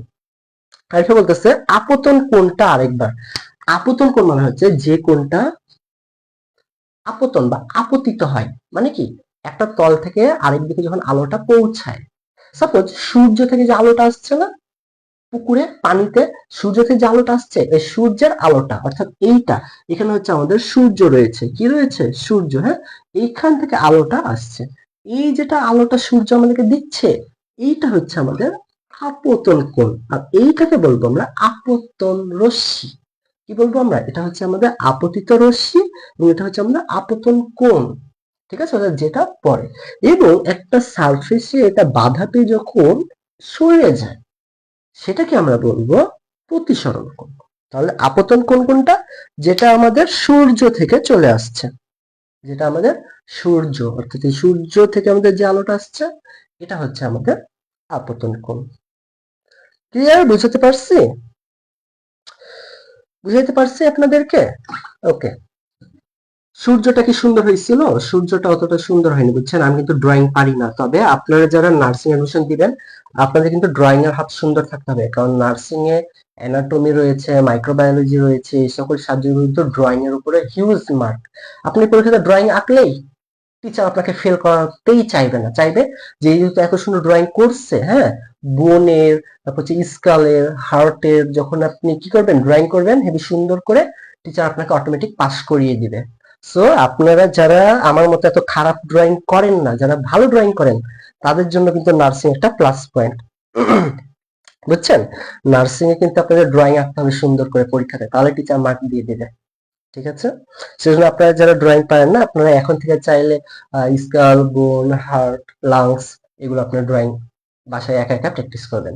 ঠিক আছে, ওকে, ঠিক আছে। যারা ড্রয়িং পারেন তারা ওই ঘর বাড়ি দৃশ্য সিনারি পাহাড় পর্বত এগুলো ড্রয়িং না করে একটু এগুলো ড্রয়িং করেন, দেখবেন আপনার অনেক ভালো একটা আপনি রেজাল্ট পাবেন নার্সিং এ। ঠিক আছে, না, এগুলো পরীক্ষাতে কিন্তু না দেখে আঁকাতে হবে। পরীক্ষা যখন প্রশ্ন যখন দিবে না যে draw and level and define, তখন ড্র করতে হবে আপনাকে চিত্রটা, এবং কোনটার কোন অংশ রয়েছে সেগুলো আপনাকে দাগ দিয়ে চিহ্নিত করতে হবে। এটা হচ্ছে ড্র এন্ড লেভেল। লেভেল মানে হচ্ছে সেগুলো যাগুলো আপনাকে দেখিয়ে দিতে হবে এবং চিত্রটা ড্র করতে হবে, এবং এটা না দেখে। হ্যাঁ, পরীক্ষাতে কখনো কি দেখে হয়? না দেখে আমাদেরকে ড্র এন্ড লেভেল করতে হবে। সো যাই হোক, একটা অফ টপিক কথা বললাম আপনাদেরকে, তো আপনারা সুন্দর করে ড্রয়িং করবেন। আচ্ছা, এবার আসেন আমরা এদিকে একটু দেখি। হ্যাঁ, আমি এখানে যেগুলো স্কিপ করতেছি না, এগুলো আপনাদের অ্যাডমিশনের জন্য খুব বেশি দরকার হবে না, এগুলো আমরা স্কিপ করব। ঠিক আছে, ওকে, ঠিক আছে, ভালো। এবং দেখেন এখানে কি হচ্ছে, উত্তল লেন্স। এটা হচ্ছে একটা উত্তল লেন্স। কি লেন্স এটা? উত্তল লেন্স। উত্তল লেন্সটা এরকম হয়, এই দিক দিয়ে গোল, এই দিক দিয়ে গোল। কিন্তু আমাদের অবতল লেন্সটা কেমন হয় জানেন? এই তো এইরকম। এইটা হয় হচ্ছে আমাদের এরকম অবতল লেন্স। উত্তল লেন্সটা কেমন হয়? এইরকম। আর এইরকম হয় হচ্ছে আমাদের অবতল লেন্স। এবং আলোটা আমাদের এই দিকে আসে। এবং উত্তল লেন্সে কি হয়? এই দিকে না, এই দিকে। আর আমাদের অবতল লেন্সটা হবে ঠিক এটা উল্টো, অর্থাৎ এই দিকে, অর্থাৎ ভিতরে পেট। হ্যাঁ, এটা হচ্ছে আমাদের গহ্বর বা এইরকম আর কি হয়ে থাকবে। এটা হচ্ছে আমাদের কি হবে? অবতল। আর এটা হচ্ছে উত্তল। ঠিক আছে, হ্যাঁ, ড্রয়িং তো সবাইকেই করতে হয়। আমি সেটাই বললাম যে আমি তত ভালো ড্রয়িং পারি না, আপনারা একটু সুন্দর করে ড্রয়িং করবেন। হ্যাঁ, আমি সেটা বললাম আপনাদের। ড্রয়িং কাকে করতে হবে না, বই থেকে মার্ক পেতে হলে তো সবাইকে ড্রয়িং করতে হবে। তাহলে এই হচ্ছে আমাদের উত্তল এবং অবতল লেন্স। তো এখানে হচ্ছে উত্তল লেন্সের বিষয় দেওয়া আছে। আমরা একটু নিচে দেখবো লেন্স। ঠিক আছে, এবার আসেন একটু মনোযোগ দেন প্রত্যেকে। অধিকাংশ লেন্স কাচের তৈরি। তাহলে অধিকাংশ লেন্স কিসের তৈরি? কাচের তৈরি। তবে কোয়ার্টজ, প্লাস্টিক এগুলো দিয়েও কিন্তু লেন্স তৈরি হয়। তাহলে পরীক্ষা যদি আসে লেন্স কিসের কিসের তৈরি হয়ে থাকে, আমরা অ্যান্সার করব কাঁচ, কোয়ার্টজ এবং প্লাস্টিক। কিসের কিসের বলেন? কাঁচ, এই তো এখানে দেওয়া আছে। হ্যাঁ, এই তো কাঁচ। তাহলে আমরা এখানে তিন ভাবে অ্যান্সার করব, বুঝছেন? আমরা কি তিন ভাবে বা তিন রকম আমাদের গ্লাস রয়েছে, লেন্স রয়েছে। পরীক্ষা যদি বলা হয় যে কি লেন্স কিসের কিসের হয়ে থাকে বা নিচের কোনটি লেন্স লেন্স তৈরিতে ব্যবহার করা হয়, এবার দেওয়া থাকবে। হ্যাঁ, কয়ে দেওয়া থাকবে কাঁচ, ক্ষয়ে দেওয়া থাকবে কোয়ার্টজ, গয়ে থাকবে প্লাস্টিক, ঘয়ে দেওয়া থাকবে উপরের সবগুলোই। তাহলে আমাদের অ্যান্সার কি হবে? ঘ নাম্বার, উপরের সবগুলোই। তাহলে এটা আমাদেরকে অবশ্যই মনে রাখতে হবে, লেন্স কাচের হয়ে থাকে, কোয়ার্টজের হয়ে থাকে, প্লাস্টিকের হয়ে থাকে। আপনারা যারা চশমা ইউজ করেন আপনারা কিন্তু জানেন যে আপনার চশমাতে যে গ্লাস রয়েছে এটা কিন্তু দুই রকমের, অনেকের থাকে প্লাস্টিক, অনেকের থাকে গ্লাস। ওকে, ক্লিয়ার? বুঝতে পেরেছি? ওকে, সিরাতুল, আমি কিন্তু ওই টপিকে এখন যাইনি। হ্যাঁ, ওটা আমি বলবো, জাস্ট আমি চিত্রটা দেখালাম আর কি। টপিকে যাব। হ্যাঁ, টপিকে যাব, সমস্যা নেই। আচ্ছা, মেয়েরা যে লেন্স পরে ওইটা কিসের তৈরি? আচ্ছা, চোখের লেন্স, ওইটা হচ্ছে আমরা এখানে আলোচনা করতেছি না। চোখের যে লেন্স, কালারিং লেন্স মেয়েরা ইউজ করে সেটা আলাদা বিষয়। হ্যাঁ, ওইটা আমরা এখানে ব্যবহার করছি। ওইটা সম্ভবত ওখানে ওখানে হচ্ছে কিছুটা হালকা প্লাস্টিক জাতীয় ওই লেন্সটা। ওখানে যে বলতেছেন না ওটা কিসের তৈরি, ওটাই প্লাস্টিকের তৈরি। প্লাস্টিক তো বিভিন্ন ধরনের আছে, তাই না? ওটা হচ্ছে প্লাস্টিক, একটা পাতলা বলে, যেমন একটা পলাথিন যেমন প্লাস্টিক, ওই টাইপের কিছু একটাই তৈরি হয়, অর্থাৎ প্লাস্টিকে ধরতে পারেন। হ্যাঁ, যে লেন্সটা তারা পরে চোখে মনিতে সেটা হচ্ছে প্লাস্টিকের, এবং সেখানে আরো অনেক বিভিন্ন উপাদান ব্যবহার করে যেন চোখের কোনো ক্ষতি না হয়। তারপরেও সেটা ব্যবহার করা উচিত না, বুঝছেন? তারপরে সেটা ব্যবহার করা উচিত না, কারণ চোখে অনেকটা ক্ষতিও হতে পারে। তাহলে এগুলো হচ্ছে আমাদের অ্যান্সার, বুঝছেন? কাঁচ, কোয়ার্টজ এবং প্লাস্টিক, এই তিনটা আমরা মনে রাখবো। অনেক স্টুডেন্ট আসলে এগুলো মনে করে যে কোয়ার্টজ আবার কি জিনিস, এটা কেবল লেন্স হয় নাকি? তো আপনাকে এত কিছু বোঝার দরকার নেই যে কোয়ার্টজ কি জিনিস, এই কি জিনিস। জাস্ট মনে রাখবেন কাঁচ, কোয়ার্টজ এবং প্লাস্টিক, এই তিন রকমের আমরা পেয়ে থাকি। এবারে আসেন, লেন্স প্রধানত দুই রকমের হয়, একটা হচ্ছে উত্তল বা অভিসারী। আপনাদেরকে এই যে বা দিয়ে যেটা দেওয়া আছে না অভিসারী, এইটা একটু ভালোভাবে মুখস্থ করতে হবে। আমাদেরকে পরীক্ষায় দেওয়া আসতে পারে যে উত্তল লেন্সের অপর নাম কি। অ্যান্সার কি করবেন? অভিসারী লেন্স। কি করবেন? অভিসারী লেন্স। বা সাপোজ কোনো একটা অ্যান্সার হবে যেখানে অ্যান্সার হওয়ার কথা ছিল উত্তল লেন্স, কিন্তু অপশনে উত্তল লেন্স দেওয়াই নাই, কি দেওয়া থাকবে? দেওয়া থাকবে অভিসারী লেন্স। তাহলে আপনি কি বুঝতে পারবেন? পারবেন না। সো এটা কিন্তু আপনাকে মুখস্থ রাখতে হবে। কি বললাম আমি? রিপিট করতেছি। ভাইয়া কাচের ইংরেজি হলো গ্লাস, আর আমরা যে পানি খাই সেই গ্লাসের ইংরেজি নাম কি? এইখানে মূলত কোন এক সময় যখন গ্লাস তৈরি করা হয়েছিল মানে খাওয়ার, তো ওইটা মতো কাচেরই ছিল, এবং তখন আসলে কাচের ইংরেজি গ্লাস বলতে গিয়ে তারা তখন ওইটা ওই কাচের, দেখবেন বাসা বাড়িতে কিন্তু বলে যে "এই কাচের গ্লাসটা নিয়ে আইতো", আপনার আম্মু কিন্তু আপনার বলে "এই কাচের গ্লাসটা নিয়ে আইতো"। আসলে ব্যাপারটা এরকম যে ওই সময় ওই মগটাকে তারা গ্লাস বলে বলে এখন অব্দি এটা চলে এসেছে, তবে তারা ওই গ্লাস দ্বারা মূলত কাচই বুঝিয়েছিল, ঠিক আছে। তবে এটা আসলে গবেষণা করার কোনো দরকার নাই, কারণ গ্লাস মানে কাচি আর মগ মানে মাগ। আমরা কিন্তু ছোট কিন্তু পড়ছিলাম MUG, MUG, হ্যাঁ, MUG, মাগ, মাগ মানে হচ্ছে মগ। ওকে, গ্লাস মানে কিন্তু মগ না, গ্লাস মানে কাচ, আর মাগ মানে হচ্ছে মগ, বুঝছেন? অনেকে বলছে ভাইয়া প্লাস্টিক তৈরি চশমা, ওইটা হলো হালকা ডিজাইন ফ্যাশন। বাহ, ভালোই তো পারেন, এক্সপিরিয়েন্স আছে এইসব বিষয়ে আপনাদের। ওকে, আচ্ছা, তাহলে এই অধ্যায়টা কিন্তু আপনাদের জন্য অনেক ইজি হয়ে গেল, তাই না, যেহেতু আপনারা জানেন। তাহলে উত্তল লেন্সের অপর নাম হচ্ছে অভিসারী লেন্স, এবং অবতল লেন্সের অপর নাম হচ্ছে অপসারী লেন্স। মুখস্থ রাখতে হবে, উত্তল, অভিসারী, অবতল, অপসারী, ঠিক আছে। ওকে, এবারে আসেন, উত্তল বা অভিসারী লেন্সে আলো রশ্মি হচ্ছে, আলো রশ্মি কেমন, অভিসারী। তাহলে কি হচ্ছে, উত্তল বা অভিসারী লেন্সে আলো রশ্মি হচ্ছে অভিসারী, অর্থাৎ একই বিন্দুতে মিলিত হয়। কি হয়, একই বিন্দুতে মিলিত হয়। একটু উপরে আমরা দেখাই, দেখেন, এটা হচ্ছে আমাদের একটা উত্তল লেন্স। কি লেন্স? এটা হচ্ছে আমাদের একটা উত্তল লেন্স, ঠিক আছে। ওকে, এখানে আমাদের আলো রশ্মিগুলোকে একটা বিন্দুতে এসে মিলিত হচ্ছে না, এখানে বিভিন্ন পয়েন্ট থেকে আমাদের আলো দেওয়া হয়েছে, ঠিক আছে, কিন্তু দিন শেষে সেটা একটাই বিন্দুতে মিলিত হয়েছে। তাহলে আমরা মনে রাখবো, উত্তল লেন্সে বা অভিসারী লেন্সে আলোক রশ্মি একটা বিন্দুতে গিয়ে মিলিত হয়। কয়টা বিন্দুতে? একটা বিন্দুতে গিয়ে মিলিত হয়, ঠিক আছে। তাহলে আমাদের উত্তল লেন্সের আলোক রশ্মি একটি বিন্দুতে গিয়ে মিলিত হয়, কিন্তু আমাদের তাহলে একটু দেখেন, একটু আগে আমি চিত্র এঁকেছিলাম না, এই হচ্ছে সেই চিত্র। আমি খুবই খারাপ এঁকেছিলাম? খারাপ কিন্তু আঁকিনি, হ্যাঁ, ভালোই ছিল। ওকে, তাহলে অন্যদিকে অবতল বা অপসারী লেন্সে আলোক রশ্মি অপসারী। অপসারী মানে কি, সেটা পরস্পর থেকে দূরে চলে যায়। কিভাবে দেখেন, এই পয়েন্টে যাচ্ছিল, জায়গাতে এই দিকে চলে গেল, ওই উপরের দিকে, হ্যাঁ, এইদিকে জায়গাতে এই দিকে, এটা একদম সোজা, অর্থাৎ মাঝের যেটা থাকবে, মাঝেরটা একদম সোজা বরাবর যাবে, এবং তার নিচেটা কি এই দিকে, তারপরটা এটা এই দিকে। তাহলে আমরা মনে রাখবো কি, যে অবতল লেন্সে বা অপসারী লেন্সে আমাদের আলোক রশ্মিগুলো দূরে সরে যায়, একটা একটা থেকে দূরে সরে যায়, এবং উত্তল লেন্সে আলোক রশ্মিগুলো কি হয়, একই বিন্দুতে এসে মিলিত হয়। আপনারা কিন্তু আমার কথাগুলো মনোযোগ দিয়ে শুনবেন, আপনাদের আর পড়াই লাগবে না, ঠিক আছে, বুঝাতে পেরেছি? আমি আপনাদেরকে যেগুলো বলছি, আমার মুখের কথাগুলো একটু আপনারা বুঝেন এবং শুনেন ভালোভাবে। শুনলে কিন্তু অনেক সুন্দর পড়া হয়ে যায়। নিজে দেখে পড়ার চেয়ে যদি আপনি কারো যদি কথা যদি শুনেন, অনেক ভালো এটা আপনার মনে থাকে। সো আমার কথাগুলো সবাই একটু মনোযোগ সহকারে শুনবেন, তাহলে এরপরে আমি আপনার কাছে ক্লাস শেষে যে কোশ্চেন গুলো ধরবো, সবাইকে কিন্তু পারতে হবে, জাস্ট ঝটপট অ্যান্সার করবেন দ্রুত। আমি কোশ্চেন ধরবো আর অ্যান্সার চলে আসবে, আমি প্রশ্ন বলার আগে যেন অ্যান্সার চলে আসে, বুঝছেন? আমি প্রশ্ন ধরার আগে অ্যান্সার যেন চলে আসে, এইরকম একটা মেন্টালিটি দিয়ে থাকবেন সবাই। ওকে, রুকসান বলতেছে উত্তলটা আবার বোঝান। উত্তল লেন্স হচ্ছে, এখানে আমরা যখন বিভিন্ন পয়েন্টে যখন আলো দিব, এই আলো রশ্মিগুলো একটা বিন্দুতে গিয়ে মিলিত হবে। উত্তল উত্তল দর্পণে, হ্যাঁ, একটা বিন্দুতে গিয়ে আলোগুলো মিলিত হবে। আর অবতল দর্পণে কি হবে, আলোগুলো একটা অপরের থেকে দূরে চলে যাবে। উত্তলে কি হবে, একটা বিন্দুতে এসে মিলিত হবে। আর অবতল দর্পণে কি হবে, আলোক রশ্মিগুলো একে অপর থেকে দূরে চলে যাবে। বুঝতে পেরেছেন? এবং এটা এমন ভাবে দূরে চলে যাবে যেন মনে হবে যে এদেরকে যদি পেছনে নিয়ে আসা হয়, তাহলে এরা একটাই বিন্দুতে মিলিত হবে। কিভাবে দেখেন, এই যে আলোটা গেছে, এটাকে আমরা যদি পেছনের দিকে যে নিয়ে আসি, এইখানে আসছে, কোথায়, এইখানে। এই যে আলোটা, এটাকে আমরা পেছনের দিকে যদি নিয়ে আসি, কোথায় আসছে, এইখানে।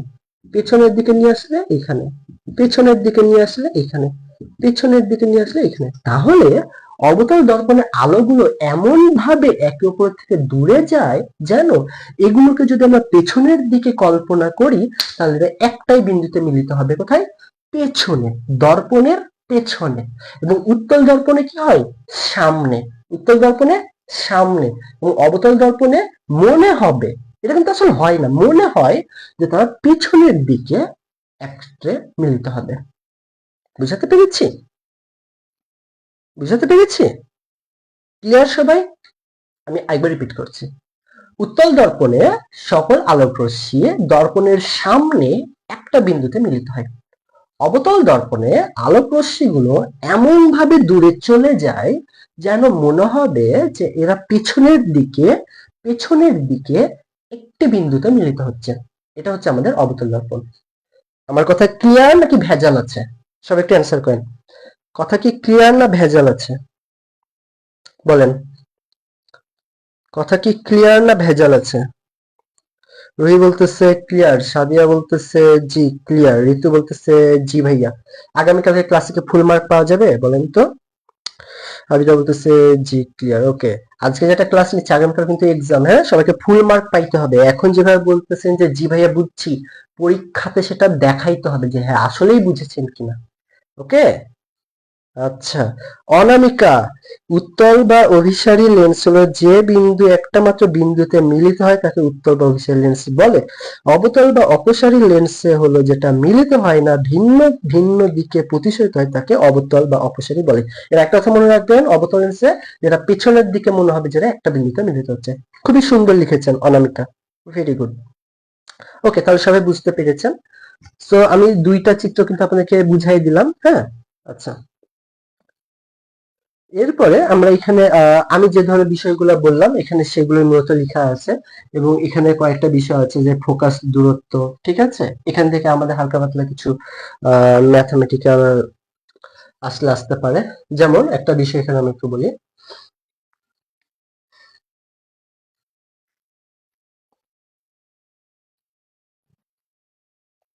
ওকে, এখানে আমাদের 5.05 চিত্রটা আমরা একটু দেখব।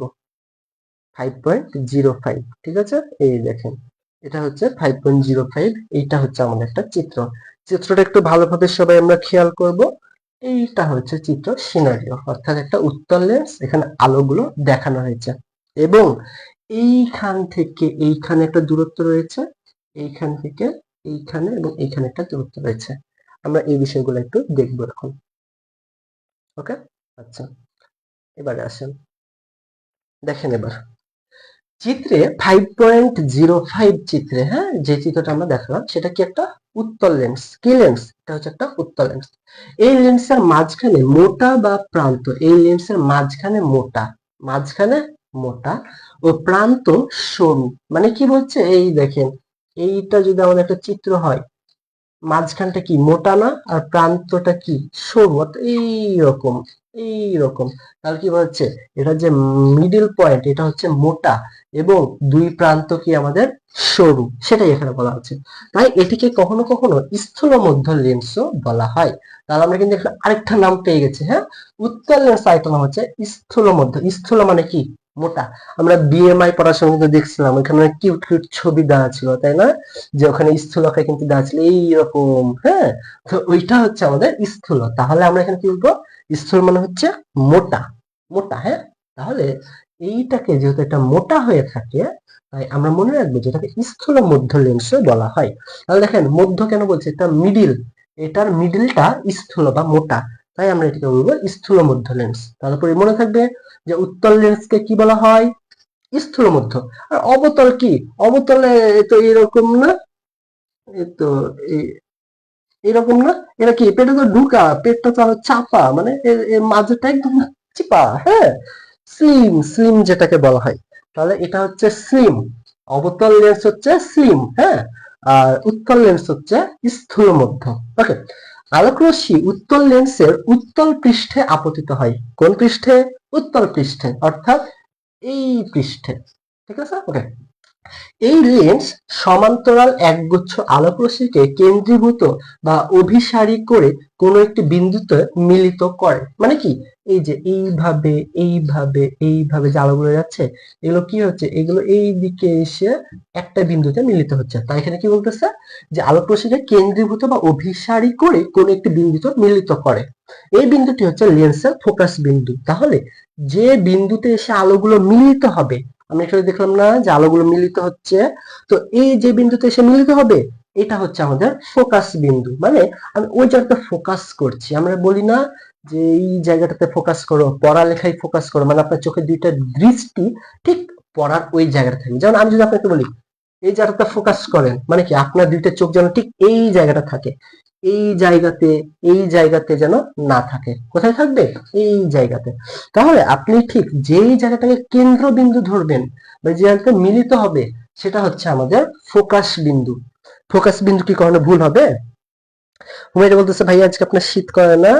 কখন করে কখন করে না আসলে বুঝায় না, বুঝছেন?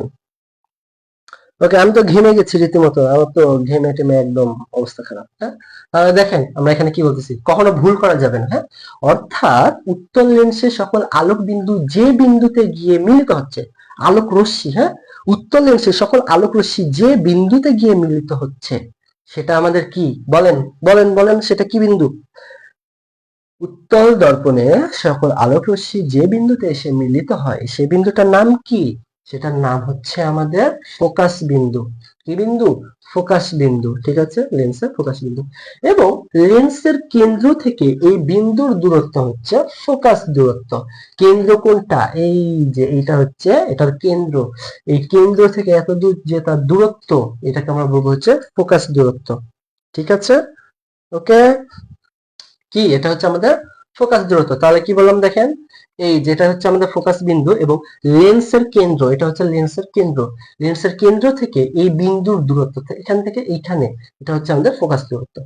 উত্তল লেন্সে আলো এক বিন্দুতে মিলিত হওয়ার পর সেটি আবার ছড়িয়ে অন্যদিকে অবতল লেন্সের মাঝখানে দূরত্ব হচ্ছে সেটি আবার ছড়িয়ে পড়ে। আচ্ছা, তাহলে উত্তল লেন্সে আলো এক বিন্দুতে মিলিত হওয়ার পর সেটি আবার ছড়িয়ে পড়ে। এটা একটু মনে রাখতে হবে। ওকে, ফোকাস, ফোকাস ফোকাস লেবেঞ্জিউস, তাই না? তো এটা হচ্ছে সেই ফোকাস। আচ্ছা, অন্যদিকে অবতল লেন্সের মাঝখানে, অবতল লেন্সের মাঝখানে, অবতল কোনটা? এই তো, এইটা হচ্ছে অবতল, স্লিম, আমরা যেটা নাম দিয়েছি কি স্লিম। হ্যাঁ, এটা হচ্ছে আমাদের অবতল লেন্স। আচ্ছা, অবতল লেন্সের মাঝখানে সরু, মাঝখানটা কি? এই সরু, মাঝখানটা সরু। হ্যাঁ, তাহলে মাঝখানটা আমাদের কি সরু, প্রান্তের দিকটা মোটা। দেখেন এই দিকটা কিন্তু মোটা। হ্যাঁ, মোটা। এই লেন্সের অবতল পৃষ্ঠে সমান্তরাল আলোক রশ্মি আপতিত হলে আলোক রশ্মি অপসারী হয়ে ছড়িয়ে পড়ে। অর্থাৎ এইরকম ভাবে যেতে যেতে, তো এইভাবে যদি আমি দিই এইরকম, এইভাবে যদি এইরকম, এইভাবে যদি এইরকম, ঠিক আছে। আচ্ছা, অপসারী হয়ে ছড়িয়ে পড়ে যদি অপসারিত রশ্মিগুলো সোজা পেছনের দিকে বাড়িয়ে নেওয়া হয়েছে। কল্পনা করে নিলাম, আমি কিন্তু একটু আগে আপনাকে বললাম, এটা যদি মনে করা হয় যে আমি এই দিকে কল্পনা করবো, তাহলে কিন্তু এই বিন্দুতে মিলিত হবে, তাই না? ওকে, কল্পনা করে নিলে সেগুলো একটি বিন্দুতে মিলিত হচ্ছে বলে মনে হয়। আসলে কিন্তু মিলিত হয় না, মিলিত হচ্ছে বলে মনে হয়। ঠিক আছে, এই বিন্দুটি হচ্ছে অবতল লেন্সের ফোকাস বিন্দু। তাহলে মনে রাখবেন, উত্তল লেন্সের ফোকাস বিন্দু থাকে সামনে। ফোকাস বিন্দু কোথায় থাকে? সামনে থাকে। আর অবতল লেন্সে থাকে পেছনে। অবতল লেন্সে থাকে পেছনে। উত্তল লেন্সের ফোকাস বিন্দু থাকে সামনে, অবতল লেন্সে থাকে পেছনে। মুক্তা বলছে অবতল লেন্সের মাঝখানে আপনার মতো সরু, তাই নাকি? আসলে রিয়েলি হলেও হতে পারে, আমার জানা নাই। ঠিক আছে, আচ্ছা, তাহলে এটা মিলিত হচ্ছে বলে মনে হয়। এই বিন্দুটা হচ্ছে অবতল লেন্সের ফোকাস বিন্দু এবং লেন্সের কেন্দ্র থেকে, অর্থাৎ এই যেটা কেন্দ্র, হ্যাঁ, এই কেন্দ্র থেকে এত দূরের যে দূরত্ব, এটা হচ্ছে ফোকাস দূরত্ব। আপনারা বলেন এত দূর ক্লিয়ার কিনা, জাস্ট বলবেন ক্লিয়ার কি না। ওকে, বলেন, দ্রুত বলেন তো, দ্রুত বলেন। দ্রুত দ্রুত দ্রুত সবাই একটু আমাকে বলেন তো, দ্রুত বলেন বলেন বলেন, দ্রুত বলেন, বলেন তো আমাকে একটু দ্রুত। ওকে, রোজ সবাই বলতেছে ক্লিয়ার। আচ্ছা, আকাশ আহমেদ বলতেছে ক্লিয়ার। ওকে, ঠিক আছে, তহিদা বলতেছে জি। আচ্ছা, তাহলে আমার মনে হয় ক্লিয়ার হওয়ারই কথা সবার, কারণ আমি যেভাবে বুঝাইছি, হ্যাঁ, ভেঙে ভেঙে কিন্তু বুঝাইছি, কোনো কিছু কিন্তু আমি বাদ রাখিনি এখানে। ঠিক আছে, আমি কিন্তু আপনাকে প্রতিটা বিন্দু বললাম। তাহলে বলেন, যে বিন্দুটাতে আপনি নজর রাখবেন, হ্যাঁ, অনেকে কিন্তু নজর রাখে, তো আপনি যে জায়গাটাতে নজর রাখবেন সেটা হচ্ছে আমাদের ফোকাস বিন্দু, এটা না। হ্যাঁ, যে জায়গাটাতে সকল আলোক রশ্মিগুলো এসে মিলিত হবে সেটা আমাদের ফোকাস বিন্দু। আপনি যেটা নজর রাখছেন এটা কিন্তু ফোকাস বিন্দু না। ওকে, যে জায়গাটাতে সকল আলোক রশ্মি এসে মিলিত হচ্ছে সেটা আমাদের ফোকাস দূরত্ব, সরি ফোকাস বিন্দু।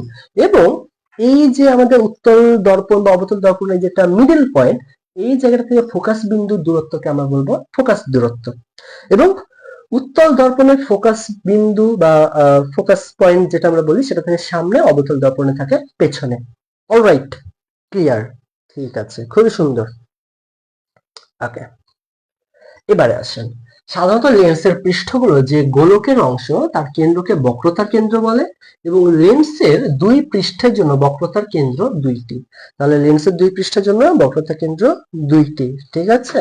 আচ্ছা, বক্রতার কেন্দ্র দুটির মধ্য দিয়ে গমনকারী সরল রেখাই হলো লেন্সের প্রধান অক্ষ, অর্থাৎ একদম মিডিল পয়েন্ট দিয়ে একটা রেখা চলে গেছিল না, সেটাকে আমরা বলবো হচ্ছে প্রধান অক্ষ। তার প্রধান অক্ষ কি, যেটা একদম মাঝ বরাবর চলে যায়। হ্যাঁ, ওকে।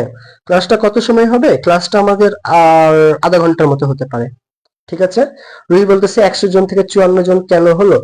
তারা আসলে মনে করছে যে ক্লাস না করেও তারা চান্স পেয়ে নিবে, বুঝছেন, বা তারা হয়তো আর অন্য কোনো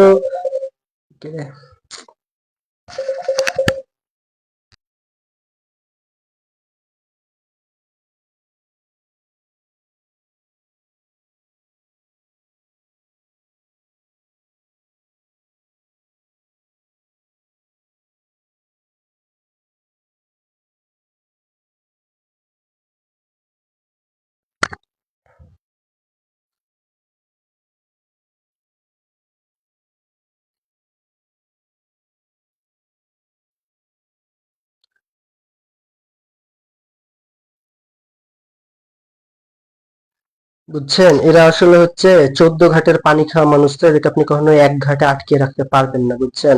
এখন অনলাইনে অনেকে লাইভ ক্লাস নিচ্ছে, তো এই ক্লাসটা দেখে তাদের প্রিয় ভাইয়ার কাছে দৌড় মেরে চলে গেছে।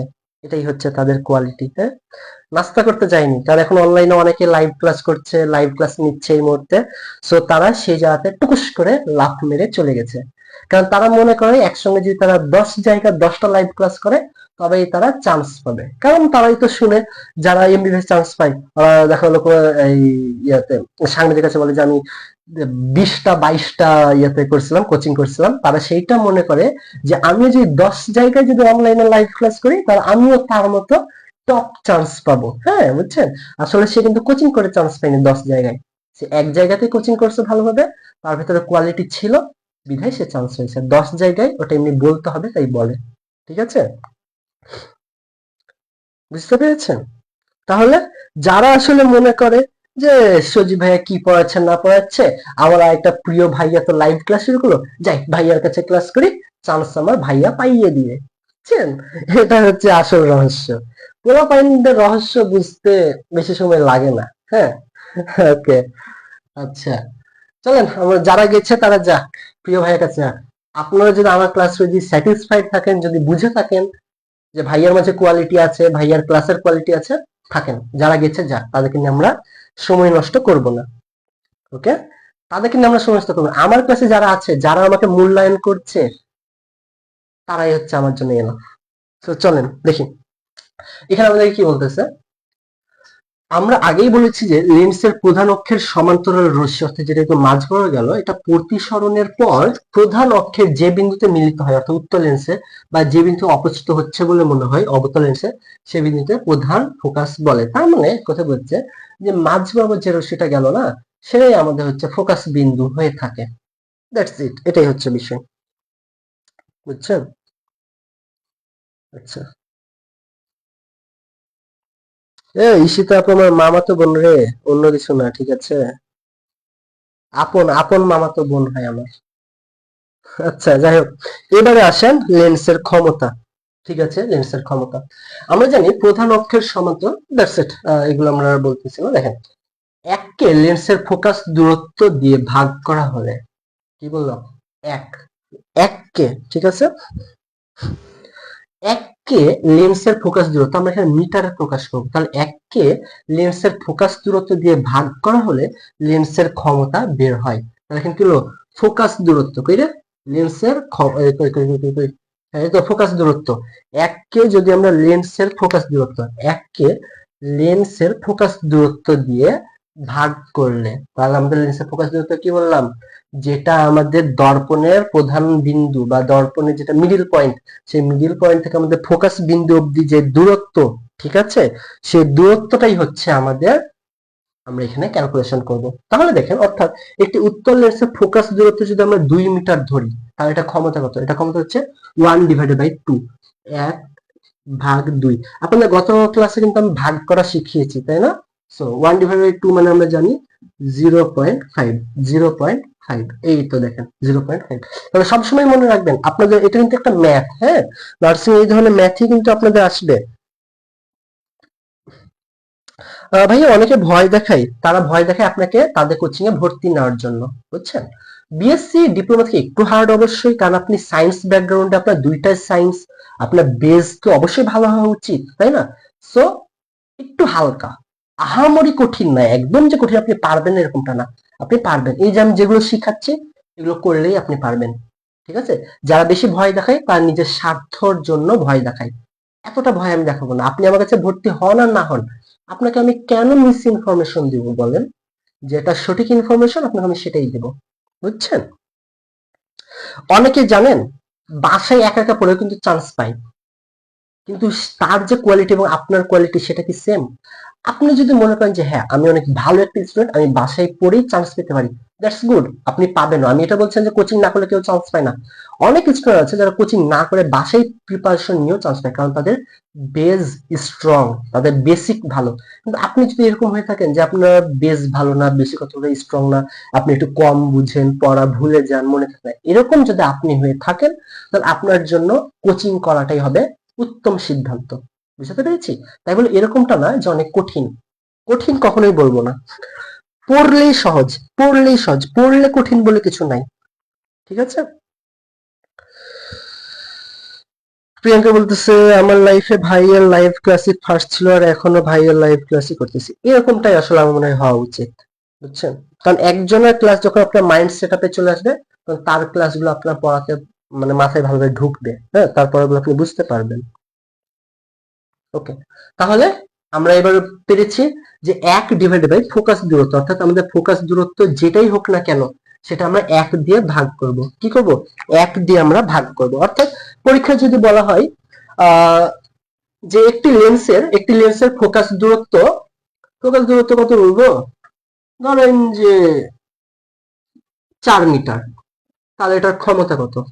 বলেন, বলেন, বলেন, বলেন, সবাই বলেন।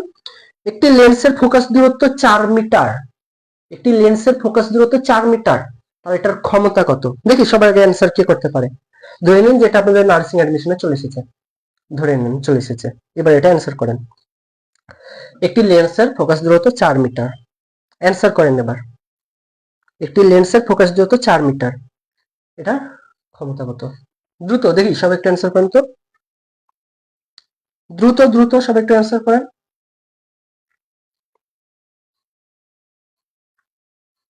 ভাইয়া আর কত সময় ক্লাস? অনামিকা ক্লাস করতে খারাপ লাগছে? ক্লাস করতে খারাপ লাগছে বলেন তো? না ভাইয়া বলতেছে 2 না। আমার ক্লাস একটু লং টাইম হয়ে থাকে, ঠিক আছে? আমি এটা দেখি না যে আমি 40-50 মিনিটে ক্লাসটা শেষ করে দিই, এরকম না। একটা টপিক ডিটেলস বুঝাইতে যতটুকু সময় দরকার। কি ব্যাপার, এটা আপনি কি অ্যান্সার করেন?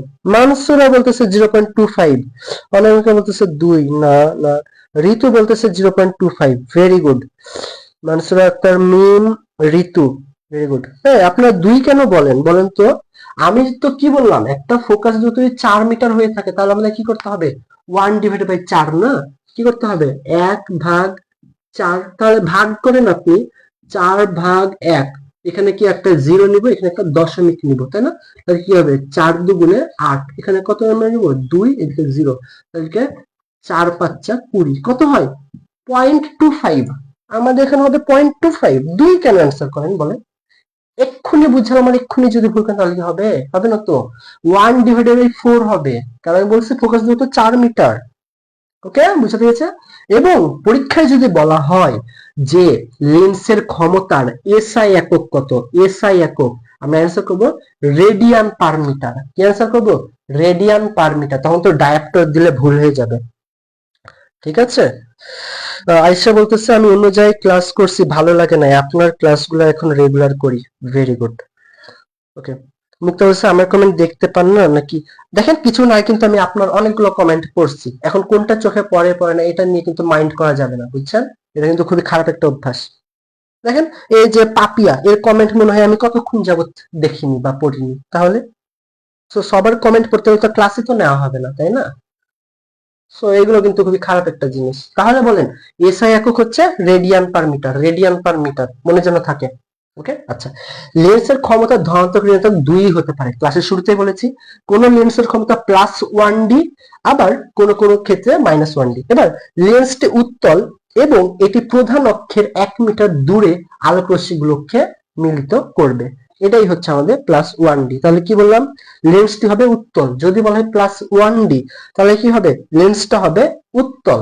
ঠিক আছে, লেন্সটা হবে উত্তল এবং এটা 1 মিটার দূরে, 1 মিটার দূরে আলোক রশ্মিগুলোকে মিলিত করবে। ঠিক আছে, আমরা দেখলাম না যে আলোক রশ্মিগুলো মিলিত হচ্ছে, সেটা হবে হচ্ছে 1 মিটার দূরে। কোথায় হবে? 1 মিটার দূরে। আচ্ছা, এবারে কি বলতেছে? একইভাবে লেন্সের ক্ষমতা -2D হলে বুঝতে হবে লেন্সটি অবতল। তাহলে যদি প্লাস হয় তাহলে আমরা কি ধরে নিব? উত্তল। প্লাস মানে কি? সামনে, আর মাইনাস মানে পেছনের দিকে। এই যে পেছন দিকে যে মিলিত হয় বললাম না, অবতল অবতল দর্পণে পেছনের দিকে বিন্দুগুলো মিলিত হয়, তো এই পেছন মানে কি? মাইনাস। সো পেছনের দিকে যদি মিলিত হয় তাহলে আমরা মনে করবো এটা মাইনাস। এটা কত পৃষ্ঠা? একজন বলতেছে ভাই এটা কত পৃষ্ঠা? পৃষ্ঠা কত কত কই? 122 পৃষ্ঠা, বুঝছেন? 122 পৃষ্ঠা এটা। ওকে, তাহলে এবার দেখেন তো -2D মানে বুঝতে হবে লেন্সটা অবতল। তাহলে যদি বলা হয় যে একটা লেন্সের ক্ষমতা +3D, লেন্সটি কি উত্তল নাকি অবতল? পারবেন সবাই? যদি বলা হয় +3D, লেন্সটা কি হবে? ঝটপট ঝটপট অ্যান্সার করেন। যদি বলা হয় একটি লেন্সের ক্ষমতা +3D, +3D, একটি লেন্সের ক্ষমতা +3D, লেন্সটা কি উত্তল নাকি অবতল? পরীক্ষাতে দিয়েছে, তাহলে কি অ্যান্সার হবে? উত্তল। কি হবে? উত্তল। প্লাস মানে উত্তল, মাইনাস মানে অবতল। সুমাইয়া আমি এতক্ষণ পরে কেন? এতক্ষণ পরে আসলে হবে? তাহলে দেখেন, আর যদি বলে মাইনাস, মনে রাখবেন অবতল। কারণ আমি কিন্তু আপনাদেরকে পড়িয়েছি উত্তল দর্পণে বিন্দুগুলো মিলতে হয় সামনে, অবতল দর্পণে মিলতে হয় পেছনে। আর পেছন মানেই মাইনাস, মাইনাস মানেই অবতল। That's it. আচ্ছা, এবারে আমি আরেকটা যে এগুলো কোন লেন্সে 50 সেন্টিমিটার দূরের কোন বস্তু থেকে অপসৃত হচ্ছে বলে মনে হয়। ঠিক আছে, এবারে এখানে কি চোখ সম্পর্কে বলা আছে, হ্যাঁ, চোখের ক্রিয়া। তো এখানে দেখেন কি বলতেছে, চোখের লেন্স একটি অভিসারী লেন্সের মতো কাজ করে। অভিসারী মানে কি? উত্তল লেন্স। চোখটা আমাদের কি দেখবেন গোল, তাই না? চোখটা কি গোল, এবং আমরা জানি উত্তল দর্পণটাও কি গোল, আমরা পড়িয়েছিলাম না উত্তল দর্পণের চিত্র। এই দেখেন এইটা হচ্ছে কি একটা উত্তল দর্পণ। মানে কি আমাদের চোখটাও কিন্তু এরকম। আমাদের চোখটা কেমন থাকে আপনি কি জানেন? এই তো, এই কার যে চোখ এঁকে ফেলবো আল্লাহ মাবুদি ভালো জানে, হ্যাঁ। মাইন্ড করে দেন না, সাপোজ আপনাদের মধ্যে কারের জন্য আমি চোখ আঁকছি, তাহলে তার চোখটা কেমন হবে? এই রকম হবে, হ্যাঁ। এই তো এই রকম হবে। এই আদৌ কি হয়েছে নাকি? আচ্ছা, এইটা ধরেন যে আপনাদের মাঝে কারো একজনের চোখ। আচ্ছা, তাহলে এই দেখেন চোখটা আমাদের কেমন? উত্তল না? আমাদের চোখগুলো কিন্তু এরকমই হয়ে থাকে, আমাদের চোখগুলো কি গোল আসলে, এই জন্য হচ্ছে এটা উত্তল। ঠিক আছে। আচ্ছা ভাই একটা কাজ ছিল, ওকে। তাহলে দেখেন আমাদের যে চোখ, চোখটাও কি উত্তল? তাহলে চোখের লেন্স একটি অভিসারী লেন্স, অভিসারী মানে আমরা জানি উত্তল, তাহলে অভিসারী লেন্স দেখে আমরা এরকম, আমাদের চোখটা হচ্ছে এরকম। সো এটা হচ্ছে আমাদের অভিসারী বা উত্তল, তাহলে আমাদের চোখটা কি? উত্তল লেন্স। ওকে, আমাদের এই যে উত্তল বা অভিসারী লেন্স সবসময় উল্টো প্রতিবিম্ব তৈরি করে, এটা সবসময় মনে রাখবেন, উল্টো প্রতিবিম্ব। আমরা চোখে যেটা দেখি না সেটা কিন্তু আমরা উল্টা দেখি, আমাদের ব্রেন সেটা আবার সোজা করে নেয়। কি করে? সেটাকে আবার সোজা করে নেয়। ঠিক আছে। আচ্ছা, ওকে। না, এটা হচ্ছে আমাদের শুধুমাত্র উত্তল বলবো, ঠিক আছে। আসলে দ্বি উত্তল বলতে কেমন, যে দুই সাইডটা উত্তল বোঝায়, তো আমরা এখানে দ্বি উত্তল না বলে আমরা জাস্ট উত্তলই বলবো, তাহলে হবে, হ্যাঁ। আচ্ছা, এবারে আসেন আমরা এখানে দেখি যে সবসময় উল্টা প্রতিবিম্ব তৈরি করে। এবারে দেখেন রেটিনার উপর আলো পড়লে, কিসে? রেটিনা, রেটিনার উপর আলো পড়লে স্নায়ুর সাথে সংযুক্ত ক্ষুদ্র ক্ষুদ্র রড, স্নায়ুর সঙ্গে সংযুক্ত ক্ষুদ্র ক্ষুদ্র রড এবং কোন কোষগুলো, এটা কিন্তু কোশ্চেন নাম, হ্যাঁ, এখানে কোন মানে কিন্তু প্রশ্ন করেনি, হুইচ না, হ্যাঁ, এটা কিন্তু হুইচ না, এটা হচ্ছে কোন কোন। ওকে, মানে এটা হচ্ছে একটা কোশ্চেন নাম। তাহলে আমরা কি বলবো, রেটিনার উপর আলো পড়লে স্নায়ুর সাথে সংযুক্ত ক্ষুদ্র ক্ষুদ্র রড এবং কোন কোষগুলো সেই আলো গ্রহণ করে থাকে এবং তাকে তড়িৎ বা বিদ্যুৎ সিগন্যালে পরিণত করে। স্নায়ু এই বিদ্যুৎ বা তড়িৎ সিগন্যালকে তাৎক্ষণিকভাবে অপটিক নার্ভ বা অক্ষি স্নায়ুর মাধ্যমে মস্তিষ্কে পাঠায়। তাহলে এই সম্পূর্ণ লাইনটা আপনাকে কয়েকবার পড়তে হবে, মুখস্থ করতে হবে, ঠিক আছে? আচ্ছা, তাহলে আমি এখানে কি বললাম দেখেন, যে রেটিনার উপর আলো পড়লে স্নায়ুর সাথে সংযুক্ত ক্ষুদ্র ক্ষুদ্র রড এবং কোন কোষগুলো সেই আলো গ্রহণ করে, কি করে, সেই আলো গ্রহণ করে তাকে তড়িৎ বা বিদ্যুৎ সিগন্যালে পরিণত করে। এই কাজটা কি করে, রেটিনার উপর আলো পড়লো, ঠিক আছে, এবং সেই আলোটাকে কি করবে, এই যে স্নায়ুর সাথে ক্ষুদ্র ক্ষুদ্র রড এবং কোন কোষ রয়েছে এরা সেটাকে নিবে, গ্রহণ করবে, গ্রহণ করে তাকে বিদ্যুৎ সিগন্যালে পরিণত করবে। দেন সেটা আমাদেরকে কি করবে, স্নায়ুর বিদ্যুৎ সিগন্যালকে তাৎক্ষণিকভাবে অপটিক নার্ভ বা অক্ষি স্নায়ুর মাধ্যমে মস্তিষ্কে পাঠাবে এবং মস্তিষ্ক তখন সেই যে উল্টা যে প্রতিবিম্ব থাকবে না সেটাকে আবার সোজা করে নিবে, ঠিক আছে? ওকে, এই জায়গাটা আপনার কয়েকবার পড়বেন তাহলে বুঝতে পারবেন। রড কোষগুলো খুবই কম আলোতে সংবেদনশীল হয়। তাহলে খুব কম আলোতে সংবেদনশীল হয় কোনগুলা, সেটা হচ্ছে রড কোষ। মনে থাকবে, খুবই কম আলোতে সংবেদনশীল হয় কে, সেটা হচ্ছে রড কোষ। ওকে, বুঝাতে পেরেছি? রড কোষ খুবই কম আলোতে সংবেদনশীল, রড কোষ খুবই কম আলোতে সংবেদনশীল। ওকে, এরপর দেখেন এখানে এখানে লেখা আছে যেমন শিশুর ক্ষেত্রে 5 সেন্টিমিটার, স্বাভাবিক মানুষের ক্ষেত্রে 25 সেন্টিমিটার। এটা কিন্তু আমি ক্লাসের শুরুতেই দেখাই দিচ্ছি, তাই না? ওকে, এইবারে দেখেন এখানে আমরা দুইটা বিষয় দেখবে। চোখের ত্রুটি দুই রকমের হয়ে থাকে, দুই রকম। কি কি? একটা হচ্ছে হ্রস্ব দৃষ্টি বা ক্ষীণ দৃষ্টি, যেটা আমাদের হ্রস্ব দৃষ্টি সেটাকে আমরা বলবো হচ্ছে ক্ষীণ দৃষ্টি, ঠিক আছে? ওকে, এরপর একটা রয়েছে দীর্ঘ দৃষ্টি বা দূরদৃষ্টি। একটা কি হ্রস্ব দৃষ্টি, একটা হচ্ছে দীর্ঘ দৃষ্টি। হ্রস্ব দৃষ্টি অপর নাম ক্ষীণ দৃষ্টি, দীর্ঘ দৃষ্টির অপর নাম দূরদৃষ্টি। মুখস্থ করে ফেলতে হবে, হ্যাঁ, দুই রকমের রয়েছে, একটা হচ্ছে হ্রস্ব দৃষ্টি, একটা হচ্ছে দীর্ঘ দৃষ্টি। ওকে, এবারে আসেন হ্রস্ব দৃষ্টি কি, যখন চোখ কাছের বস্তু দেখতে পায়, কাছের দেখতে পায় আমার মতো, হ্যাঁ, আমার মতো, কিন্তু দূরের বস্তু দেখতে পায় না, তখন চোখের এই ত্রুটিকে বলা হয় হ্রস্ব দৃষ্টি। হ্রস্ব দৃষ্টি মানে আপনার দৃষ্টিটা যদি কাছে অবধি থাকে, হ্রস্ব মানে কাছে, হ্যাঁ, তাহলে আপনার দৃষ্টি যদি কাছে অবধি থাকে তার মানে আপনার হ্রস্ব দৃষ্টির আপনি রোগী। আপনি কিসের রোগী? আপনি হচ্ছে হ্রস্ব দৃষ্টি, মানে আপনার যে দৃষ্টি সেটা যদি কাছে থাকে, মানে আপনি যদি কাছে যদি দেখতে পান, দূরে যদি দেখতে না পান, আপনি যদি কাছে দেখতে পান তাহলে আপনি হ্রস্ব দৃষ্টি, ঠিক আছে? ওকে, এরপরে আসেন আমরা এখানে দেখবো, এখানে যে কথাগুলো লেখা আছে এগুলো অলরেডি আপনাদেরকে বুঝিয়ে ফেলছি আমি, ঠিক আছে, এগুলো দরকার হবে না। এরপর আসেন দীর্ঘ দৃষ্টি, যখন কোন চোখ দূরের বস্তু দেখে তার মানে কি দীর্ঘ দৃষ্টি তার, ঠিক আছে, তাহলে দীর্ঘ দৃষ্টি। হুম, ক্লাসটা হ্যাঁ 7টাতে শুরু করা হয়েছে। তাহলে দেখেন যখন আমরা দীর্ঘ দৃষ্টি করছি তখন দূরের জিনিস দেখতে পাই, কাছের জিনিস দেখতে পায় না। অনেক মানুষ আছে যারা দূরের জিনিস দেখতে পায় কিন্তু কাছের জিনিস দেখতে পায় না, তাহলে তারা কিসের রোগী? তারা হচ্ছে দীর্ঘ দৃষ্টি রোগী। কিসের? দীর্ঘ দৃষ্টি বা দূরদৃষ্টি। বুঝা গেছে সবাই? বুঝা গেছে? আচ্ছা, এবং কারো যদি দীর্ঘ দৃষ্টি রোগী যদি সে হয়ে থাকে তাহলে কি হবে, চোখের লেন্সের অভিসারী ক্ষমতা হ্রাস পেলে অথবা চোখের লেন্সের ফোকাস দূরত্ব বেড়ে গেলে এই সমস্যাটা হয়ে থাকে। কি হয়, যদি ফোকাস দূরত্ব যদি বেড়ে যায়, ফোকাস দূরত্ব মানে কি, তার মানে দূর অব্দি দেখতে পায় সে, তার ফোকাস দূরত্ব বেড়ে গেছে, তাহলে কি সে দূরের জিনিস দেখতে পাবে, কাছের জিনিস দেখতে পাবে না। তাহলে আমাদের হ্রস্ব দৃষ্টিতে কি হবে, হ্রস্ব দৃষ্টিতে আমাদের অবশ্যই ফোকাস দূরত্ব কমে যাবে, ফোকাস দূরত্ব কমে যাবে, ঠিক আছে? যদি এই প্রবলেম থাকলে কি কানা হয়ে যায়? আসলে কানা তো ওইভাবে হওয়া এত সোজা না, হয় না, হয় না বললেই চলে, ঠিক আছে, কানা হয় না। আচ্ছা, শাহনাজ আপনি কি চাইছেন হাত পেতে, হাত পাচ্ছেন কেন, হ্যাঁ? তাহলে বলেন ফোকাস দূরত্ব বেড়ে গেলে কি হবে, আমাদের হ্রস্ব দৃষ্টি অর্থাৎ কাছের জিনিস দেখতে পাবো না। ফোকাস দূরত্ব যদি কমে যায়, কাছের জিনিস দেখতে পাবো, দূরের জিনিস দেখতে পাবো না। কোন কারণে অক্ষি গোলকের ব্যাসার্ধ কমে গেলে, অক্ষি গোলকের ব্যাসার্ধ কমে গেলে তার হ্রস্ব দৃষ্টি হবে। সো এই দুইটা পয়েন্ট মুখস্থ করতে হবে, ঠিক আছে? হয় আপনি দীর্ঘ দৃষ্টির এই দুইটা কারণ মুখস্থ করবেন অথবা হ্রস্ব দৃষ্টির দুইটা কারণ মুখস্থ করবেন, হয়ে যাবে, যে কোনো একটা করলেই হবে। ওকে, আচ্ছা, দেন এরপরে আমরা এখানে কি দেবো, চোখ ভালো রাখার উপায়, এখানে বিভিন্ন ধরনের বিষয়, এগুলো আমরা খুব বেশি আমাদের দরকার হবে না। সো আমাদের আজকে অধ্যায়টা কিন্তু আমরা কমপ্লিট করে ফেললাম, বুঝছেন? আপনারা কি স্যাটিসফাইড বলেন তো আমার একটু, আপনারা একটু আমাদের বলেন যে আপনারা কি আজকের ক্লাসে কি স্যাটিসফাইড, বুঝছেন সবকিছু টোটালি আমি যা যা পড়াইলাম আপনাদেরকে? এই অধ্যায়ের কি আপনারা সবকিছু কি বুঝতে পেরেছেন? বলেন বুঝতে পেরেছেন কিনা।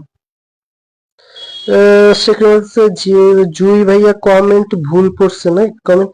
আচ্ছা, এই প্রবলেম থাকলে কি কানা বলা যায়?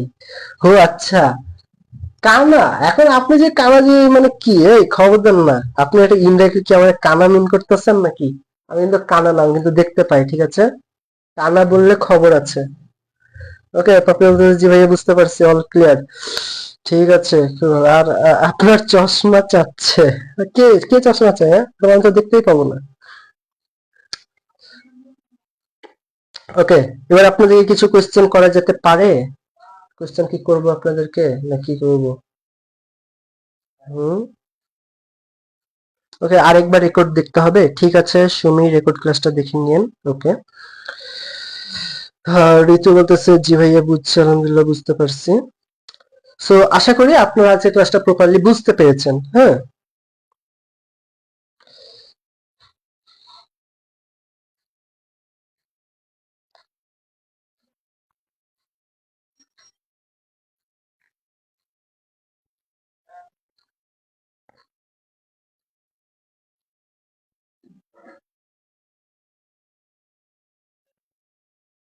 আচ্ছা এবার আমাকে একটা কোয়েশ্চেন অ্যান্সার করেন। যে রশ্মি আপতিত হয় তাকে কি বলা হয়? পিচ্চি মেয়ে বলতেছে এইটা কোন বই থেকে, এটা হচ্ছে নবম দশম শ্রেণীর সাধারণ বিজ্ঞান বই। ওকে, এবার আপনি আমাকে একটা অ্যান্সার করেন তো, যে রশ্মি আপতিত হয় তাকে কি বলা হয়? দ্রুত সবাই অ্যান্সার করেন। এটা হচ্ছে আমাদের উত্তল লেন্স, বুঝছেন? উত্তল লেন্স। দুষ্টু মেয়ে, এই দুষ্টু মেয়ে, মিষ্টি মেয়ে, দুষ্টু মেয়ে, এটা হচ্ছে উত্তল লেন্স। এরকম একটা কোয়েশ্চেনের অ্যান্সার দেন তো, বলেন। যদি কোন রশ্মি আপতিত হয় তাকে কি বলা হয়? অ্যান্সার করেন, অ্যান্সার করেন সবাই দ্রুত, আমাকে একটু বলেন তো। ভেরি গুড, নাভিয়া বলতেছে আপতিত রশ্মি। ভেরি গুড, এটা হচ্ছে আপতন রশ্মি, আপতিত রশ্মি না, আপতন রশ্মি। যদি কোন রশ্মি আপতিত হয় তাহলে আমরা বলবো আপতন রশ্মি, আপতিত না, হ্যাঁ মনে রাখবেন, আপতন। সুমি খুবই সুন্দর অ্যান্সার করছে, আপতন। ভেরি গুড, আপতিত না, একটু মিস্টেক, আপতন, আপতন। ঠিক আছে, আপতন, আপতন হবে, আপতন, আপতন। ঠিক আছে, ভেরি গুড। আপতিত না রে, আপতন।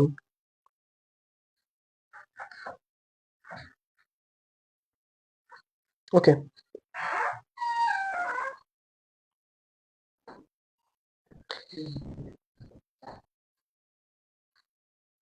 আচ্ছা এবার আমাকে বলেন, আপতিত রশ্মি যদি অভিলম্ব, অভিলম্ব কি দেখানো যায়, ওখানে একটা লম্ব আকারে আছে। তো আপতিত রশ্মি যদি অভিলম্ব বরাবর হয় তাহলে কত ডিগ্রি কোণ উৎপন্ন হয়? সবাই ক্যান্সেল করেন, সবাই ক্যান্সেল করেন, কত ডিগ্রি কোণ হয়? আপতিত রশ্মি যদি লম্ব বরাবর হয় বা অভিলম্ব বরাবর, তাহলে কত ডিগ্রি কোণ?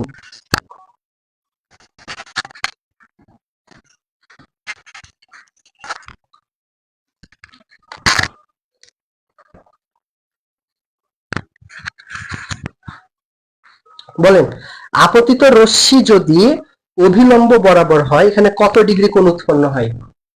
সবাই একটু অ্যান্সার করেন।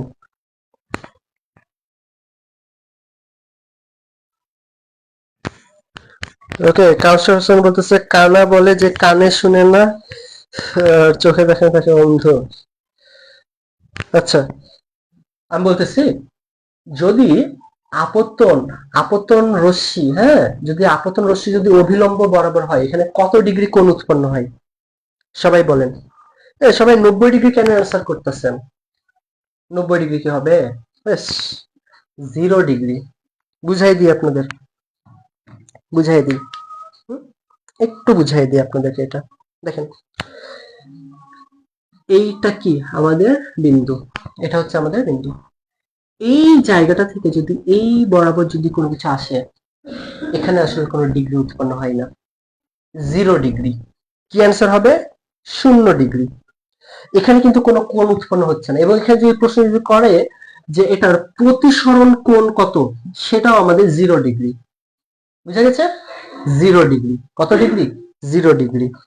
দেখেন কি বলতেছে, যদি আমাদের অভিলম্ব বরাবর, এটা হচ্ছে অভিলম্ব, এই অভিলম্ব বরাবর যদি কোনো আপতন রশ্মি যদি আসে, তাহলে এখানে কত ডিগ্রি কোণ উৎপন্ন হয়? 0 ডিগ্রি। কারণ এখানে এইটা এই দিকেও যাচ্ছে না, এই দিকেও যাচ্ছে না, কোন দিকে যাচ্ছে না, এটা সোজা, তাহলে এটা 0। এবং এটা প্রতিসরণ কোণ হবে 0। এটা একটু মনে রাখবেন, 0 হবে। কারণ এটা একদম লাইন বরাবর আসছে, এটা তো কোনো দিকে তো যাচ্ছে না। এদিকে কোণ হইতে হলে কি করতে হবে জানেন? এই তো এইরকম, এইদিকে একটা কোণ উৎপন্ন হইতে হবে না? এরকম কিছু কি হয়েছে? হয়নি তো। এরকম যদি কোনো কিছু নাই হয়, তাহলে সেখানে কোণ তো হবেই না। মনে থাকবে? 0 ডিগ্রি। 0 ডিগ্রি। সবাই কি ক্লিয়ার? তাহলে অভিলম্ব বরাবর যদি হয়, তাহলে আপতন রশ্মি যদি অভিলম্ব বরাবর হয়, তাহলে এখানে কোণ কত? 0। প্রতিসরণ কোণ, সেটাও 0। দুইটাই 0 হবে, দুইটাই, দুইটাই 0। ওকে, বুঝছেন? ঠিক আছে, এবারে আসেন কি কোশ্চেন করা যায়। আচ্ছা, নিচের কোনটি অস্বচ্ছ মাধ্যম? নিচের কোনটি অস্বচ্ছ মাধ্যম? আমি অপশন দিচ্ছি, হ্যাঁ। একটা হচ্ছে বায়ু, আরেকটা হচ্ছে পানি, আরেকটা হচ্ছে গ্লাস, আরেকটা হচ্ছে কাঠ। নিচের কোনটি অস্বচ্ছ মাধ্যম? বায়ু, পানি, গ্লাস, কাঠ। কোনটা অস্বচ্ছ মাধ্যম বলেন? অস্বচ্ছ মাধ্যম কোনটা? অস্বচ্ছ মাধ্যম কোনটা? বায়ু, পানি, গ্লাস নাকি কাঠ? উড, উড, উড মানে হচ্ছে কাঠ, হ্যাঁ। কোনটা হবে বলেন? কোনটা অস্বচ্ছ মাধ্যম? আমি কিন্তু স্বচ্ছ না, অস্বচ্ছ, মানে যেটা স্বচ্ছ নয়। এই বইতে বলতেছে পানি, আয়সা বলতেছে গ্লাস, আবিদা বলতেছে গ্লাস। কেমন কথা বলে! মানুষ বলতেছে কাঠ, তা আবার চিন্তা করছে। সাদিয়া মিম বলতেছে কাঠ। এই দেখেন তো, গ্লাস এক পার থেকে অপর পার কি দেখা যায় না? আয়না কি দেখা যায় না এক সাইড থেকে অন্য সাইড? দেখা তো যায়। দেখো এই যে আমাদের থাইয়ের যে দরজা জানালা আছে, এক সাইড থেকে অন্য সাইড কি দেখতে পান না? দেখতে তো পান, তার মানে এটা স্বচ্ছ। পানিতেও কি এক সাইড থেকে অপর সাইড দেখা যায়, বাতাসেও দেখা যায়। দেখা যায় না হচ্ছে কাঠে। অর্থাৎ এক সাইড থেকে অপর সাইড যদি দেখা না যায়, সেটা হচ্ছে অস্বচ্ছ মাধ্যম। তাহলে অস্বচ্ছ মাধ্যম কাঠ। গ্লাস কেন?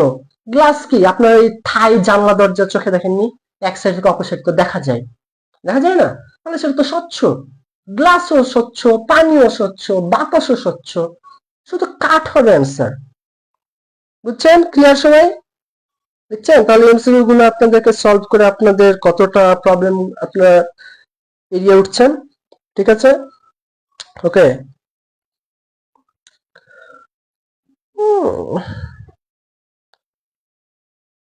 আচ্ছা বলেন, চোখের আলোক সংবেদনশীল আবরণীর নাম কি? চোখের আলোক সংবেদনশীল আবরণীর নাম কি? আজকে ক্লাসে আমি পড়িয়েছি। বলেন, বলেন, চোখের আলোক সংবেদনশীল আবরণীর নাম কি? উইদাউট অপশন নাকি অপশন দিব? আচ্ছা অপশন দিই, হ্যাঁ।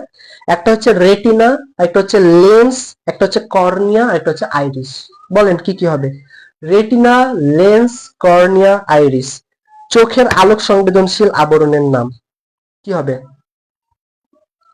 চোখের আলোক সংবেদনশীল আবরণীর নাম কি? বলেন, রেটিনা, লেন্স, কর্নিয়া নাকি আইরিস? বলেন তো আমাকে একটু।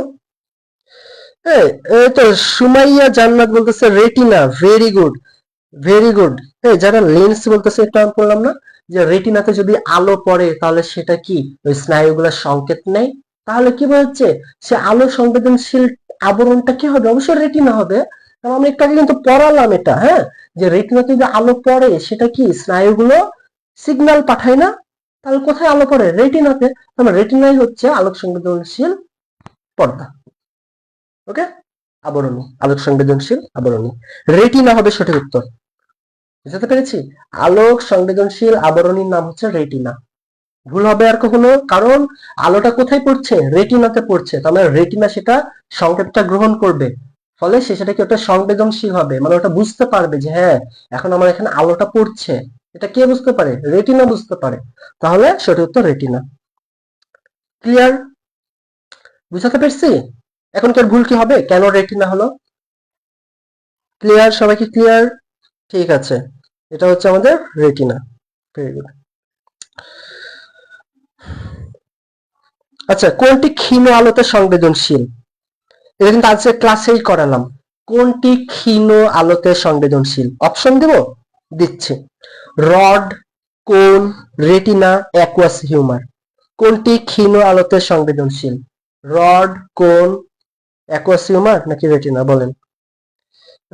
সিনেমা বলতেছে আইডিয়া করে বলছি। Very good. রড, কোন, রেটিনা নাকি অ্যাকুয়াস হিউমার বলেন তো? কোনটি ক্ষীণ আলোতে সংবেদনশীল? জুই। জুই সবার অ্যান্সার করতেছে রড। Very good. জুয়ের অ্যান্সারটা আমি সবার আগে পেয়েছি, রড। ওকে, তাহলে আমাদের কি, সবাই বলেন কি অ্যান্সার হবে? ক্ষীণ আলোতে সংবেদনশীল কোনটি? বলতে সাইবা বলেন ক্ষীণ আলোতে সংবেদনশীল কোনটি? ঠিক আছে। আর এর আগে যেটা রেটিনা উত্তর হয়েছে ওইটা আমি কি বললাম, যে আলোক সংবেদনশীল আবরণীর নাম। আলোক সংবেদনশীল আবরণীর নাম মানে যে আবরণে আলোটা পড়লে সে সেটা ধরতে পারে, সেটা হচ্ছে রেটিনা। আর ক্ষীণ আলোতে সংবেদনশীল কোনটা? সেটা হচ্ছে রড। সেটা কি? রড। বুঝা গেছে? তাহলে যারা যারা রড বলেছেন তাদের সবার অ্যান্সারটাই কি সঠিক। যারা যারা রড বলছেন সবার উত্তরটাই কি সঠিক। ওকে, রড, রড কোষ। Very good. এই দুষ্টু মায়ের মিষ্টি মেয়ে, আপনি তো লিখেছেন রোড, আর এডি, রোড মানে রাস্তা। হ্যাঁ, বানানটা একটু ভুল হয়েছে, যাই হোক। তো এখন আর আমি আপনাকে দীর্ঘ কিছু কোয়েশ্চেন করতেছি না, আগামীকালকে পরীক্ষাতে সরাসরি দেখা হবে, একসঙ্গে যুদ্ধ। ঠিক আছে, আপনাদেরকে আমি কোয়েশ্চেন পরীক্ষাতে দিব, আপনারা ফটাফট অ্যান্সার করে দিবেন। ক্লিয়ার? তাহলে বলেন আজকের ক্লাসটা কি আপনাদের ভালো লেগেছে নাকি খারাপ লেগেছে? বলেন, ভালো লেগেছে না খারাপ লেগেছে? 1 ঘন্টা 34 মিনিট কিন্তু ক্লাস নিলাম। হ্যাঁ, অন্যদের মতো কিন্তু 50 মিনিট 1 ঘন্টা কিন্তু ক্লাস কমপ্লিট করি না। আমি ডিটেলস বুঝিয়ে লাইন বাই লাইন ধরে ধরে স্টুডেন্টকে পড়াই। কেমন লাগছে আমার ক্লাসটা? শুরু হয়েছে আরো কয়েকটা কোয়েশ্চেন করে, আরো কয়েকটা কোয়েশ্চেন করে। আগামীকালকে পরীক্ষা কি নিবো বলেন? আগামীকাল তো পরীক্ষা তো নিতে হবে, তাই না? সব প্রশ্ন যদি আজকে ধরে ফেলি আগামীকালকে পরীক্ষা দিবেন না। আগামীকালকে পরীক্ষার জন্য কিছু রাখি, আজকে আর ধরবো না, বুঝছেন? দুষ্টু মেয়ে, মিষ্টি মেয়ে, দুষ্টু মেয়ে বলতেছে অনেক ভালো লাগছে ভাইয়া। দৈত্য বলছে ভাই এমসিকিউ পিডিএফ, হ্যাঁ এটা এমসিকিউ পিডিএফ আপনাকে দিয়ে দিব। ঠিক আছে, এমসিকিউটা দিয়ে দিব পিডিএফ। আগামীকালকে সুন্দর করে পরীক্ষা দিতে হবে। আমি তা বলতে সালাম দিতে ভালো লাগছে। তাহলে দেখছেন আমি ক্লাসে যেটা পড়ালাম সেখান থেকে কিন্তু এমসিকিউ আপনাদেরকে আমি ধরলাম, জাস্ট একটু ঘুরিয়ে। বুঝছেন? ওকে, ঋতু বলতেছে আলহামদুলিল্লাহ ভালো লাগছে। তো আরেকটা কথা, বাচ্চা কাচ্চারা যারা এখন এই সাজেশন বইটা অর্ডার করেননি দ্রুত অর্ডার করে নেন। হোম ডেলিভারি আপনার বাসায় পৌঁছে যাবে জাস্ট 2 থেকে 3 দিনের ভিতর। অসংখ্য স্টুডেন্ট এই বইটা নিয়েছে এবং পজিটিভ রিভিউও দিয়েছে এই বইটা নিয়ে। সো যারা এখন এই সাজেশন বইটা নিজের করে নেননি, এখনো সময় আছে, নিয়ে নেন। পরবর্তীতে যখন হাতে সময় থাকবে না তখন কিন্তু আর আফসোস করেন না, হ্যাঁ, যে কেন নিলাম না। ঠিক আছে, সবাই যখন দেখবেন যে বলবে যে ভাই আপনার বইটা এত ভালো, এখান থেকে এতগুলো কমন আসছে, তখন কিন্তু আর আফসোস করেও কুল পাবেন না। হ্যাঁ, তখন শুধু বললাম ইস কেন যে নিলাম না, কেন যে নিলাম না। এই আফসোসটা যেন না হয় সেই জন্য দ্রুত আমার এই পেজে মেসেজ করেন। পেজে মেসেজ করতে পারেন না? এই তো দেখেন, এই দেখেন পেজের এখানে কিন্তু মেসেজ অপশন আছে। কি আছে? Message option. যারা বইটা অর্ডার করতে চান এখান থেকে মেসেজ করবেন। আর এখানে দেখতে পাবেন যে লাইক দেওয়ার একটা অপশন আছে, প্রত্যেকে পেজটাতে লাইক করে দিবেন। ঠিক আছে, এই পেজটাতে লাইক করে দিবেন। এখানে জাস্ট টুকু একটা মেসেজ দিবেন, ভাইয়া আমি বইটা অর্ডার করব। That's it. ওকে, বুঝাতে পারছি? বলেন বুঝাতে পারছি? উত্তম বলতেছে ভালো, কিন্তু আমার কোনো, আপনার কারণে আমি একটা পড়ছিলাম, আপনার কারণে আমি পড়েছি, বুঝছেন? আচ্ছা, ঠিক আছে। সিনহা বলতেছে আলহামদুলিল্লাহ ভালো লাগলো, তাই মনোযোগ দিতে পারিনি আজ। কেন? কেন মনোযোগ হয়নি? আমি হচ্ছে ঘুরিয়ে কোয়েশ্চেন করতে গিয়ে মাথাটা ঘুরিয়ে ফেলেন না। অ্যাডমিশন এটা হচ্ছে বিষয়, যেগুলো আমি পরীক্ষায় থাকবে আমি কিন্তু অলরেডি পড়িয়েছি, জাস্ট আপনাকে একটু মাথাটা খাটাইতে হবে। হ্যাঁ, এই কি বলে রে, এই সুস্মিতা রায় আমারও কমেন্ট পাইনি। আচ্ছা যান, নেক্সট দিন আমি গুনে গুনে কমেন্ট করবো, যে এর কমেন্টটা পড়ছি তারপর আরেকজনেরটা পড়বো, তাহলে একজনের কমেন্ট কিন্তু আমরা বেশিবার পড়বো না। হ্যাঁ, প্রত্যেকে একবার একবার করে আমি কমেন্ট করবো, বুঝছেন? ঠিক আছে, আসলে ক্লাসে অনেকজন থাকলে তো কমেন্ট কাটটা করতে গিয়ে কাটটা করবো, তাই না? সব বুঝে পড়ে, তাহলে আমি কি পড়াতে কি আপনাকে পারবো?